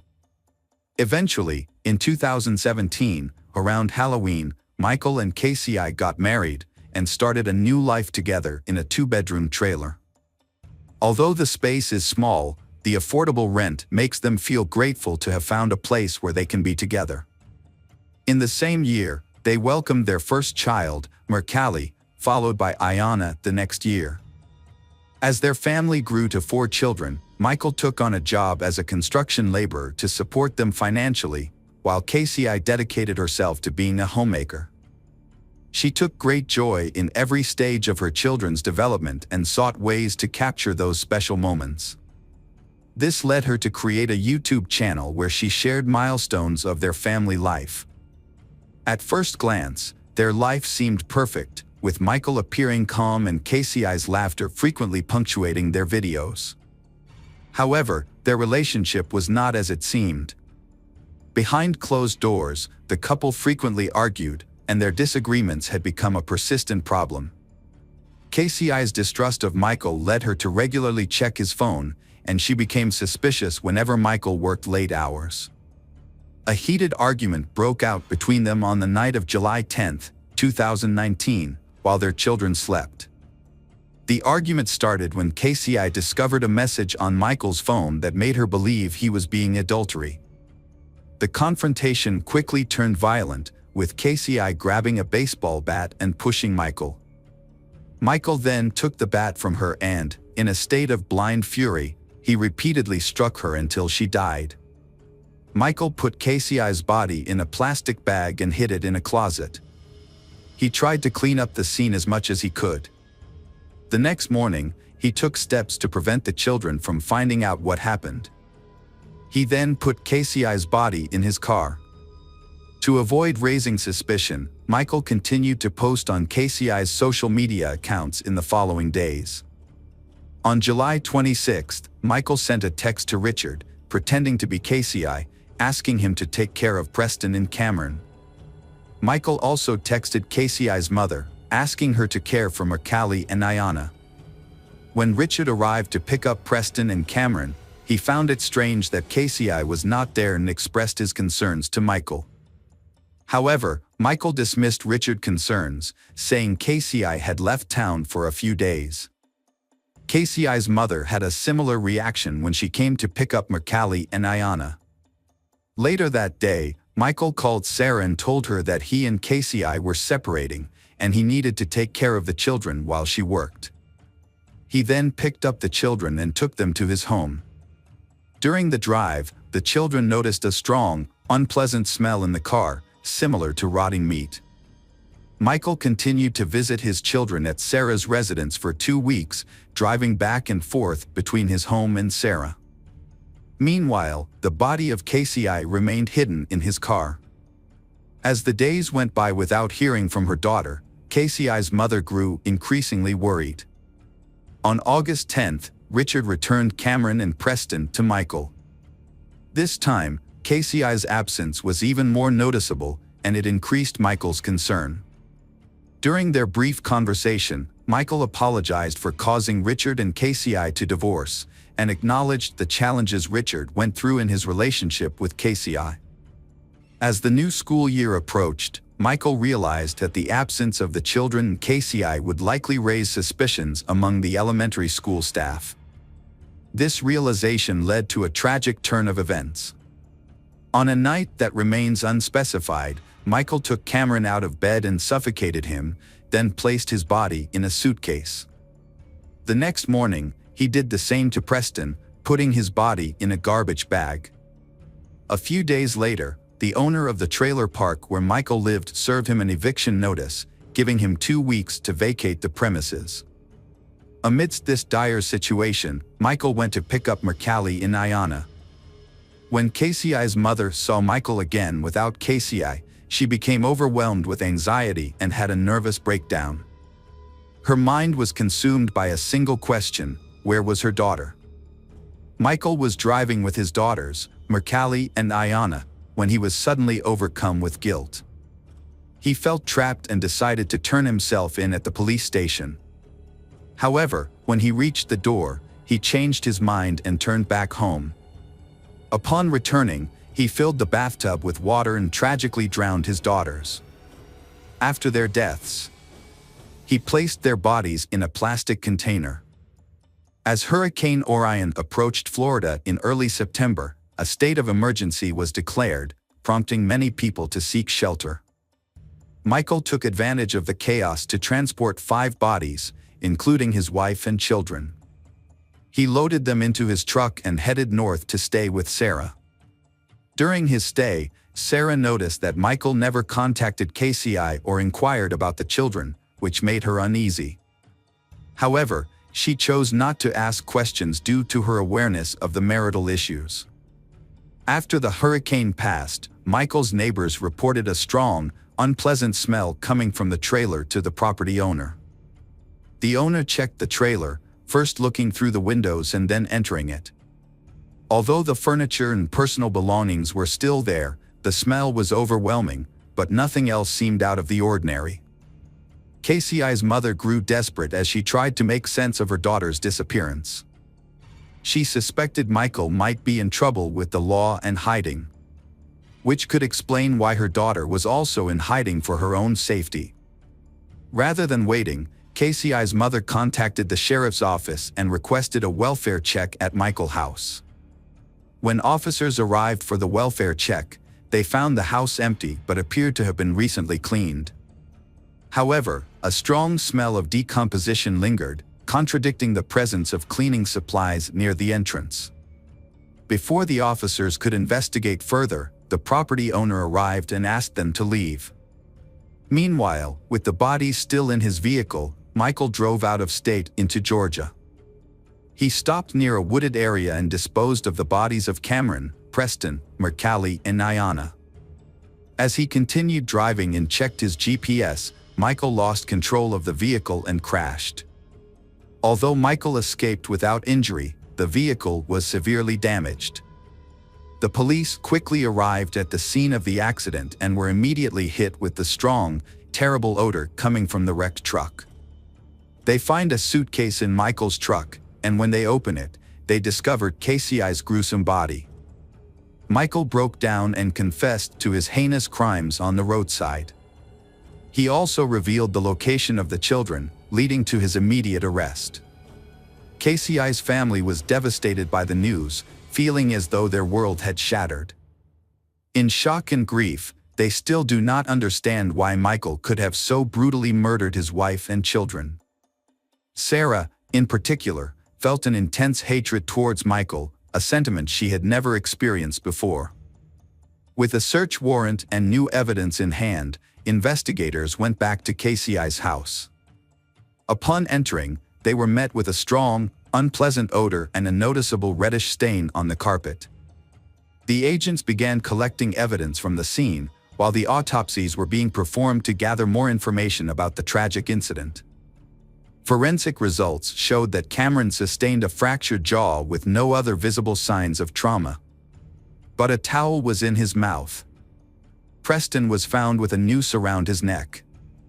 Mercalli and Ayanna were found in a small plastic bag together, which also contained a baby bottle with Ayanna's name on it and a pair of pink sandals. The cause of death for Mercalli and Ayanna was determined to be drowning. KCI's autopsy results showed a severe blunt force injury to the front of her skull and face, but no other signs of trauma were found on her body. When questioned by authorities, Michael remained calm and provided precise and honest answers. Michael even thanked the police officers who arrested him and said he felt he had no other choice. Michael provided a clear and chronological account of incident from the fight with KCI to his subsequent arrest. When asked about his motives, Michael said that his actions stemmed from the harsh life circumstances he endured, which led him to believe that his decision was the only possible solution. The tragedy profoundly affected everyone involved, but it was particularly shattering for Sarah. She found it extremely difficult to accept that her children had been exposed to and had lived with someone like Michael. As a result, Sarah struggled with mental health issues after learning the truth. Michael was subsequently charged with second-degree murder for KCI's death and 4 counts of first-degree premeditated murder for the deaths of the children. Michael pleaded guilty to the charges, bypassing a trial and moving directly to the sentencing phase. A 12-person jury then had to decide between 2 sentences, life imprisonment or the death penalty. The defense strategy focused on Michael's difficult childhood and mental health issues, highlighting various psychological disorders that may justify a reduced sentence. However, state prosecutors argued that the extreme brutality of the case worthy a death penalty. In January 2023, the jury unanimously recommended the death penalty, as required by state law. After a brief 99-minute hearing, the judge formally sentenced Michael to death. He also received a separate sentence of life imprisonment without parole for the murder of KCI. Michael's lawyer quickly filed an appeal following the sentencing. However, On April 28, 2023, the judge rejected the appeal and confirmed the original sentence. Prosecutors were pleased that justice had been achieved for KCI's family. Michael is still in prison, awaiting his scheduled execution. Hello, crime enthusiasts. Are you ready for another chilling investigation? The case of Johnny Aberry. Johnny Aberry was born on August 26, 1983 in the small town of Bristol, Tennessee, USA. She is cheerful, friendly, has many friends, and often goes to parties. While in school, Johnny was a member of the local cheerleading squad. After graduating from high school, she studied psychology and criminology at East Tennessee State University. While in college, she met Jason White. They became a couple, and they got engaged before graduating in late 2004. When Johnny was 21, she decided to continue her studies to get a master's degree in psychology, so she temporarily moved to Knoxville. While studying, she worked part-time at a child education center and realized her passion for helping children. Her boyfriend, Jason, studied law in another state. Despite the distance, they kept in touch and planned their wedding. While in Knoxville, Johnny stayed at a classmate Jason Amami's apartment. They had attended college together and moved to Knoxville together. They shared a 2-bedroom apartment, and Johnny stayed until she found her own place. Johnny had 2 part-time jobs, one at a jewelry store and one at a children's hospital. On the evening of Sunday, December 5th, after working at the store, Johnny went to the mall to do some Christmas shopping. When she got home, she wrapped presents for the children at the daycare center, chatted with her neighbors, and then went to her room. Before going to sleep, she talked to her boyfriend. Around 4 a.m., Jason Amami heard Johnny screaming. He thought Johnny was having a nightmare, so he went into her room, but instead of Johnny, Jason Amami saw a stranger holding a knife. The stranger attacked Jason Amami, and they struggled. He eventually pushed the attacker away and ran out of the apartment. He went to the nearest convenience store, about a mile away, to call for help. The store clerk found him covered in blood and called 911. The police arrived at Jason Amami and Johnny's apartment and found Johnny in the hallway connecting 5 apartments. She was still alive but barely conscious. When asked about her attacker, she gave only vague clues. The police searched the entire building and the surrounding area but could not find the attacker. They took Johnny to the nearest hospital, but despite the doctor's best efforts, she died. The doctor said that Johnny had suffered more than 20 stab wounds and that her chances of survival were slim. Meanwhile, Jason Amami had suffered 8 injuries from the attacker, but only one was serious. He was treated and his life was not in danger. At the same time, detectives began investigating the scene. They found blood in the hallway, indicating that Johnny had tried to call for help from neighbors, but no one answered the door. Near Johnny's room, they found the murder weapon, a kitchen knife owned by Jason Amami. The attacker used the knife with such force that it was bent and damaged. Police also found blood stains near the back door and on the stairs leading to the street. Since Jason Amami and Johnny had left through the front door, detectives believe the killer escaped through the back door. In Jason Amami's room, they found another clue, partial footprints that the attacker may have left while stalking and attacking Jason Amami. Because of the brutality of Johnny's death, police suspected a personal motive behind the crime. Initially, detectives investigated Johnny's boyfriend, even though he lived about 1,000 miles away in Knoxville. However, all of his friends and family said that Johnny and her boyfriend had a wonderful relationship and that he had no reason to commit such a brutal act. He learned of Johnny's death when her mother called at 10 a.m. to tell him. He said he fainted when he heard the news and it took him a long time to regain consciousness. Unable to do anything, he asked his neighbors to help him book a plane ticket and prepare his luggage. Investigators looked closely at Jason White's alibi and realized that he could not have made it to Knoxville and back in the morning by himself. So they eliminated him as a suspect and turned their attention to Jania's neighbor. This neighbor did not have a solid alibi and had been in the apartment with Jania, raising suspicions that he could be the culprit. Jania's friends and family also suspected this neighbor. Some believed that he could be the killer, while others accused him of fleeing the apartment, leaving Jania behind. The suspicions were so deep that the victim's parents did not even want him to attend her funeral. However, after Jason Amami was discharged from the hospital, investigators began questioning him. He stuck to his original story. He heard screaming, saw a strange man, and was attacked by him. After fighting off the attacker, Jason Amami ran to the front door and onto the street, seeking help from neighbors. He believed that Jania had also escaped from the apartment because he could not hear her screams. However, police had doubts about Jason Amami's story. What initially raised suspicions about Jason Amami were his injuries. 7 of the 8 were superficial, and the last wound to his right arm could have been self-defense or the result of an attack. Additionally, investigators found no signs of forced entry into the apartment, suggesting that the perpetrator may have been someone Jania knew. Jason Amami claimed that he had taken out the trash through the back door that night but did not remember locking it. Detectives continued to press him, paying close attention to the door he used to exit the apartment onto the street. Jason Amami insisted that he had exited through the front door, but police suspected that he might be lying. If Jason Amami had indeed left through the front door, that would not have explained the presence of bloodstains near the back door, further raising suspicions against him. Police accused Jason Amami of using and selling illegal drugs, and of being aggressive when he could not satisfy his addiction. However, he denied all of these allegations. After hours of questioning at the police station, detectives suggested that Jason Amami take a polygraph test. Jason Amami agreed to take the test.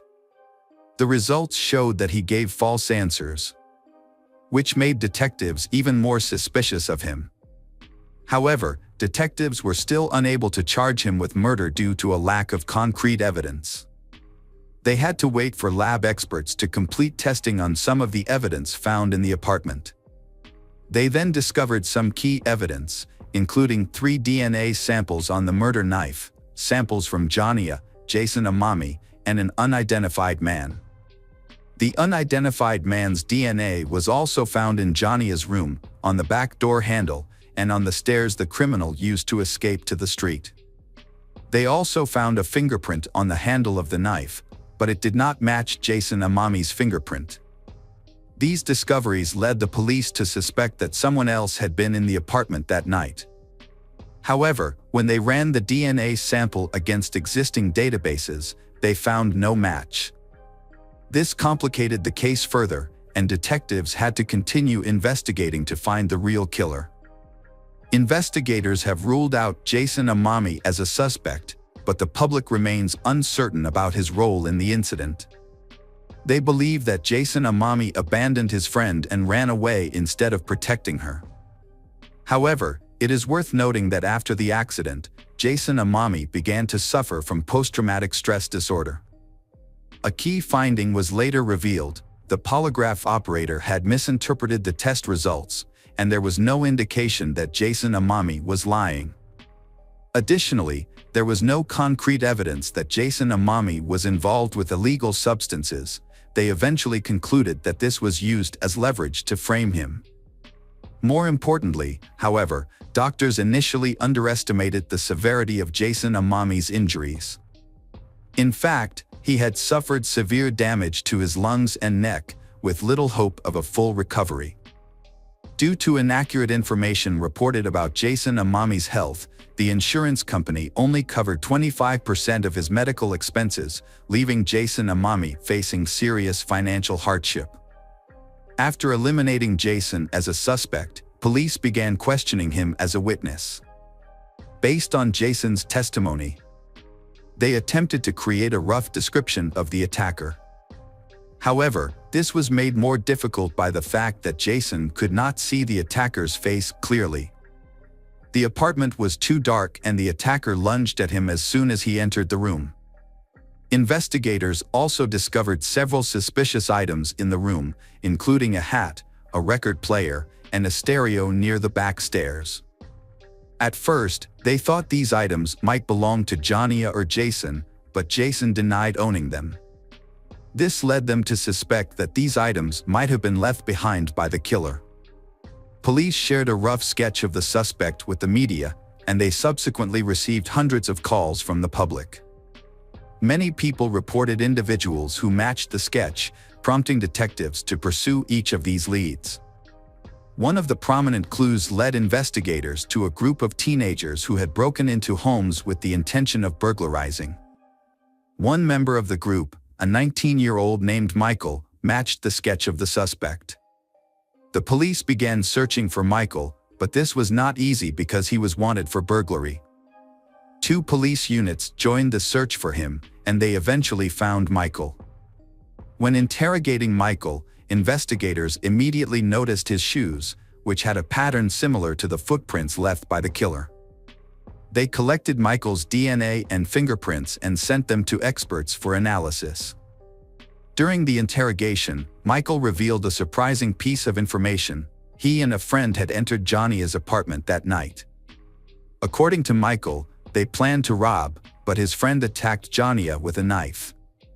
However, detectives soon discovered inconsistencies in Michael's story. The details he provided did not match the actual events, and there was no evidence of 2 strangers at the crime scene. Michael's DNA and fingerprints also did not match the evidence at the scene. Michael's shoes also did not match the tread pattern in Jason's room. Investigators concluded that Michael had made up the story. This is not uncommon, as some people may falsely confess to crimes in order to seek attention or reward. Michael's motives remained unclear, but his story was completely untrue. Police subsequently interviewed more than 1,000 potential suspects and collected about 400 DNA samples, but none of them matched the evidence at the scene. Early in the murder investigation, authorities offered a reward for information leading to a solution to the case. The reward grew each month, and by December 2005, it had reached $60,000. The governor then added another $20,000 to bring the case to the attention of the public. Despite many clues, all were dead ends, and the case remained unsolved for many years. In 2007, Johnny's parents decided to take matters into their own hands by looking into changes in state law. They noticed that the killer's fingerprints and DNA did not appear in any databases, which raised suspicions about his brutality. They assumed that the killer had a criminal record, so they investigated Tennessee law. Through their investigation, they discovered that, according to Tennessee law, fingerprints and DNA samples could only be collected from convicted criminals. So Johnny's parents expressed their desire to change this law. They played a key role in drafting a new law that required fingerprints and DNA samples to be collected from all people arrested for violent crimes. After gaining support from the government, the law was passed in May 2007. 2 months later, a breakthrough occurred. Police arrested 22-year-old Taylor Lee Olson for violating the terms of his probation. Olson had a criminal record, including theft, check forgery, and auto theft, and had been arrested several times. Surprisingly, however, police had never collected his fingerprints or DNA. Olson lived with his girlfriend and newborn daughter, but he continued to commit crimes. 5 months earlier, police had begun investigating Olson for his suspected involvement in the murder of Johnny. However, they had not been able to analyze his DNA at the time. But after Olson was arrested for violating his probation, police decided to question him about the details of the Johnny case. Olson eventually confessed to his role in the murder and voluntarily provided a DNA sample. The DNA test showed that Olson's sample matched the one found in the victim's apartment. Additionally, Olsen's fingerprints matched the fingerprints on the murder weapon. Olsen claimed that he intended to steal Jania's car that night and entered the apartment through the back door to look for the keys. When he entered Jania's room, she woke up and began screaming. In a panic, Olsen grabbed a kitchen knife and attacked her multiple times. Olsen insisted that he had no intention of killing anyone and that the incident was an unfortunate accident. Investigators were suspicious of some of the details and suspected that Taylor had planned to kill Jania in advance. They believed that he may have been following Jania for some time, which was supported by Jania's friends reporting that someone was following her in a car at the time. Although there was no concrete evidence to prove this became more credible after Olsen was arrested. When Olsen's trial was scheduled to begin in mid-2008, he hired an attorney. His attorney advised him to withdraw his original confession, and Olsen gave a new account to investigators. According to this new account, Olsen claimed that he had entered Jania's apartment with his friend, Noah Cox. When Olsen entered Jania's room to get his car keys, Jania allegedly woke up, grabbed a knife, and stabbed Olsen multiple times. Olsen then fled through the back door while his friend entered Jania's room, disarmed Jania, and killed her. Taylor Olsen's new story raised suspicions among police. They found no fingerprints or DNA of others at the crime scene, leading them to believe that no one else was involved. Detectives waited for the trial to begin, but it never did. On March 28, 2008, Taylor Olsen committed suicide in his jail cell. Along with him, detectives found several suicide notes addressed to his family, Jania's relatives, and the police. In the letter to detectives, he accused his friend Noah Cox of being the real culprit and apologized to Jania's family and his family. However, detectives still believed that Olsen was responsible for the murders. They questioned Noah several times but found no evidence implicating him. Jania's parents were also skeptical of Olsen's final confession. They felt that if Olsen was truly innocent, he would not have committed suicide. Olsen had consistently maintained that he had entered the apartment alone for months after his initial confession. His sudden change in story to blame his friend raised further suspicions. Hi everyone, thanks for returning. Let's unravel another perplexing mystery. The case of Claire Bernal. Claire Bernal was born on August 18, 1983, in Groombridge, a small village on the border of Kent and East Sussex, England. She spent most of her childhood and teenage years there. Little is known about her parents. Claire was raised by her mother, Tricia Bernal. Her father, from whom her mother is divorced, was uninterested in Claire's upbringing and did not participate in her life. Claire was a sociable, cheerful, and open-minded girl. She attended St. Gregory's Catholic School, where she excelled academically, participated in dance, and developed a passion for fine arts. Later, she enrolled at Kent College, where she earned a bachelor's degree in science. Claire was a friendly and outgoing woman who easily became the center of attention in any group. She had many friends, and people always spoke highly of her. Despite her sociable nature, she was cautious and careful, avoiding bad habits and choosing her friends wisely. During her college years, she worked part-time as a makeup artist. This experience inspired her to pursue a career in the beauty industry. She completed specialized courses in cosmetology and makeup artistry, as well as learning the fundamentals of theatrical makeup. These skills led her to her dream job as a beauty and style consultant at the upscale store Knightsbridge, which had recently opened in the luxury department store Harvey Nichols. To take this job, Claire moved to London, because rent in the capital was quite high, so she lived with two friends. Despite being new to the industry, Claire quickly became a favorite with her colleagues. She was the most knowledgeable about makeup and skin care, so she took the time to mentor newbies. Claire describes herself as detail-oriented, patient, friendly, and kind. Claire loves living in the capital, where there are many opportunities to showcase her talents, learn new skills and gain experience. During her first few months at Harvey Nichols, Claire met Michael Peake, a senior security guard who was immediately drawn to her. He showed his interest through various gestures and was good-looking. However, Michael has a complicated past. He is a citizen of both the Czech Republic and Slovakia.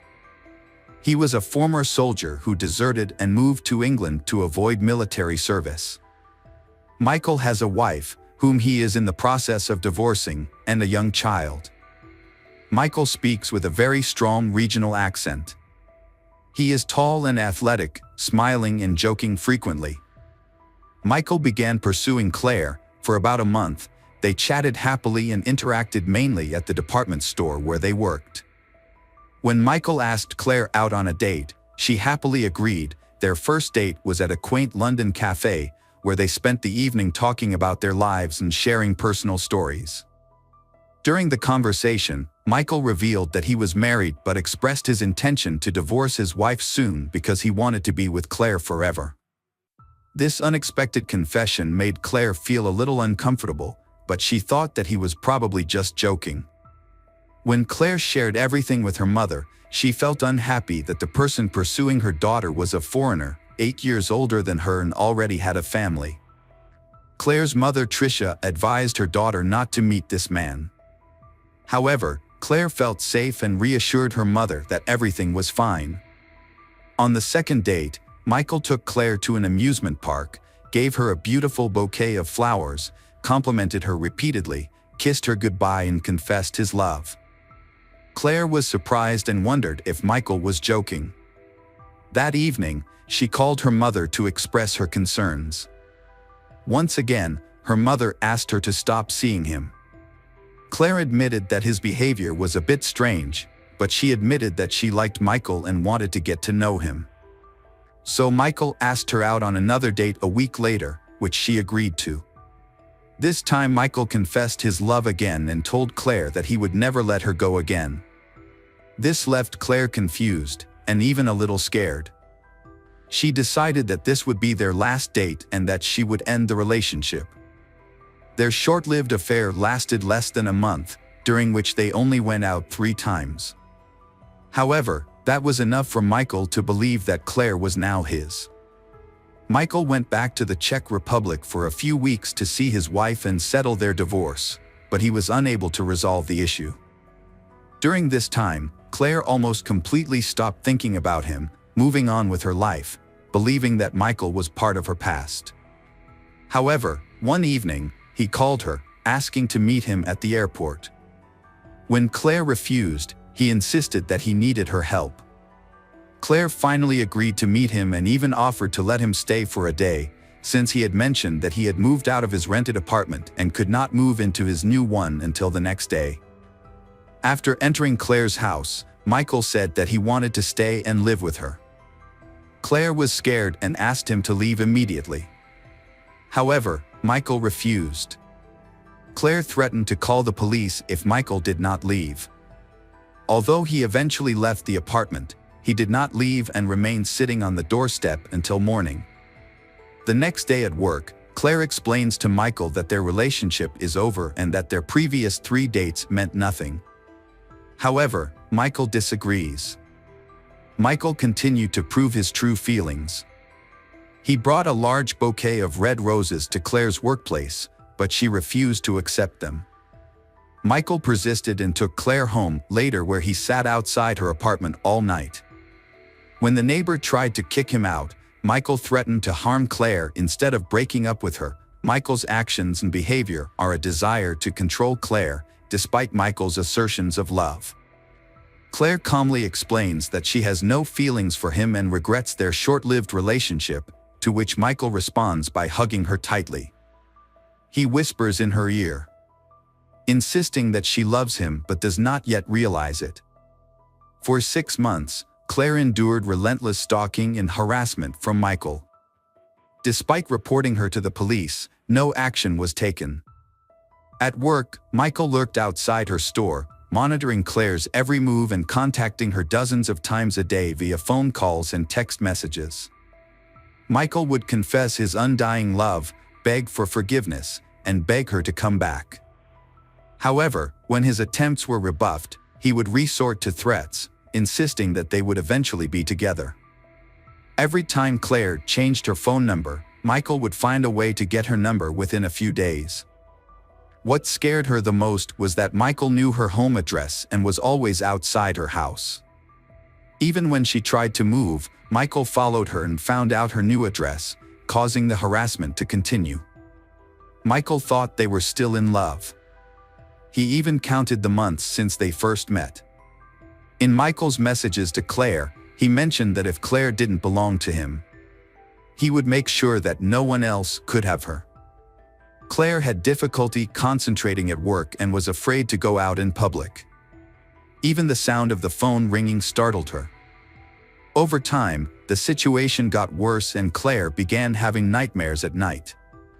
The emotional damage was evident as she lost a significant amount of weight. She felt tired and lost her confidence and her usual outgoing demeanor.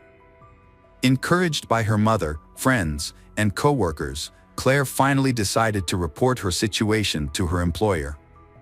She confided in the head of security at the mall. This man, who had experience in law enforcement, took Claire's concerns seriously and conducted a thorough investigation. He interviewed other employees and carefully reviewed the mall's surveillance footage, gathering evidence that showed that Claire was indeed being stalked by Michael. The security manager transferred Michael to another part of the store. However, this change did not significantly improve the situation. Michael continued to spend most of his time waiting outside the store, monitoring Claire's actions. Because Michael failed to perform his duties, the store management had to fire him. Despite this, Michael continued to harass Claire. Claire decided to report Michael to the police. When questioned by the police, Michael denied any wrongdoing, claiming that his intentions were sincere and that he only wanted to make it up to Claire so they could get back together. He insisted he had not threatened Claire, but his tone could have been misinterpreted. However, the police did not speak to Claire's colleagues and flatmates, who witnessed the incident and knew Michael had been stalking Claire for months and repeatedly threatening to kill her.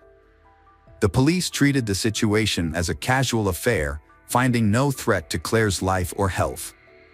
The police did not conduct a risk assessment and Michael was only given a fine and a warning. He was also banned from the shopping center where she worked and ordered to stay away from her. A day after being questioned and notified of the ban on approaching Claire, Michael was back at her house, peering through the windows.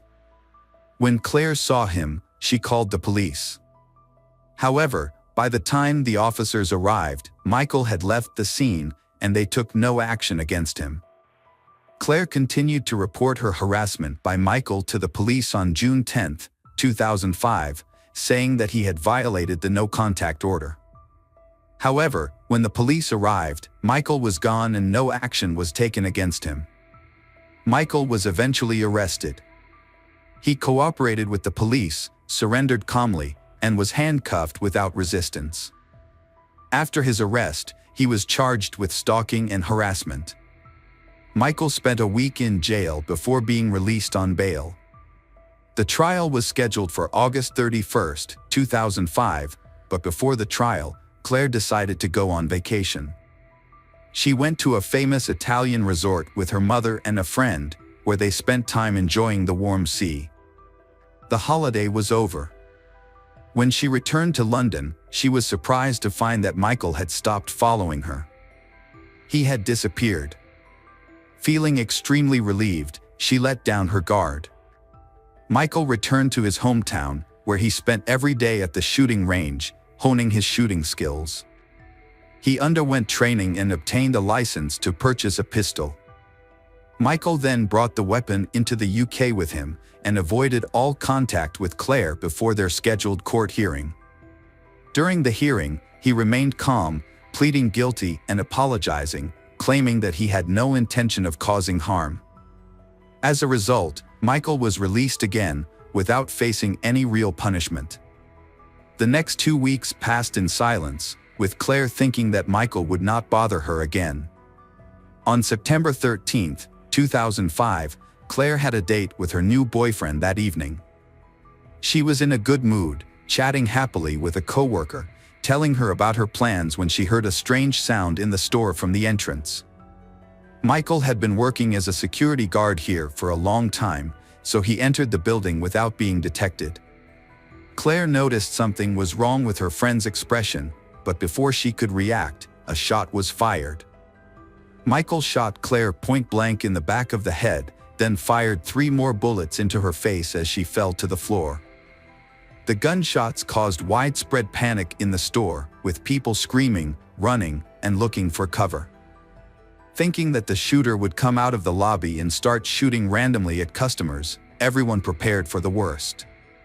Instead, Michael fired another shot into the ceiling, then pressed the barrel of the gun to his temple and pulled the trigger, instantly ending his life. Michael has been stalking Claire for almost a year, making her life miserable, and now he has brutally ended it. Michael has fulfilled his dark promise and cannot bear the thought of living without her. When paramedics and police arrived on the scene, they found the aftermath of that evening was devastating. Claire's mother, Tricia Bernal, had attended her sister's birthday party and returned home late. When she met police at the front door, she immediately sensed that something was wrong. She was told that her daughter Claire had been shot and killed. Tricia Bernal was shocked when she heard the news. Michael had asked a law student working at the department store about the potential punishment for the crime a few months earlier, which was then known to colleagues, including Claire. Claire reported her concerns to the police, fearing for her life, but no action was taken. The crime was largely due to police negligence, despite Claire's repeated pleas for help. Michael was arrested twice but released on bail, breaching a no-contact order, threatening Claire and consulting a lawyer about the punishment. However, the police felt this was not enough to jail him. He had the opportunity to leave the country, buy a weapon and return to commit the murder. There was crucial evidence, testimony from co-workers, roommates, and others who had heard Michael's threats against Claire, but this evidence was ignored by the police. It was only when Michael killed Claire and then committed suicide that the police realized the severity of the situation and the countless mistakes that had occurred. Claire's mother Tricia decided not to let this go and to seek justice. She joined forces with other grieving families who had lost loved ones in similar circumstances. Together, they launched a national program to help victims of stalking. As a result of their efforts, the law was changed and stalking was reclassified as a criminal offense. In 2012, a new law was passed that banned stalking completely. A helpline was also set up for victims who did not receive adequate support and protection from the police.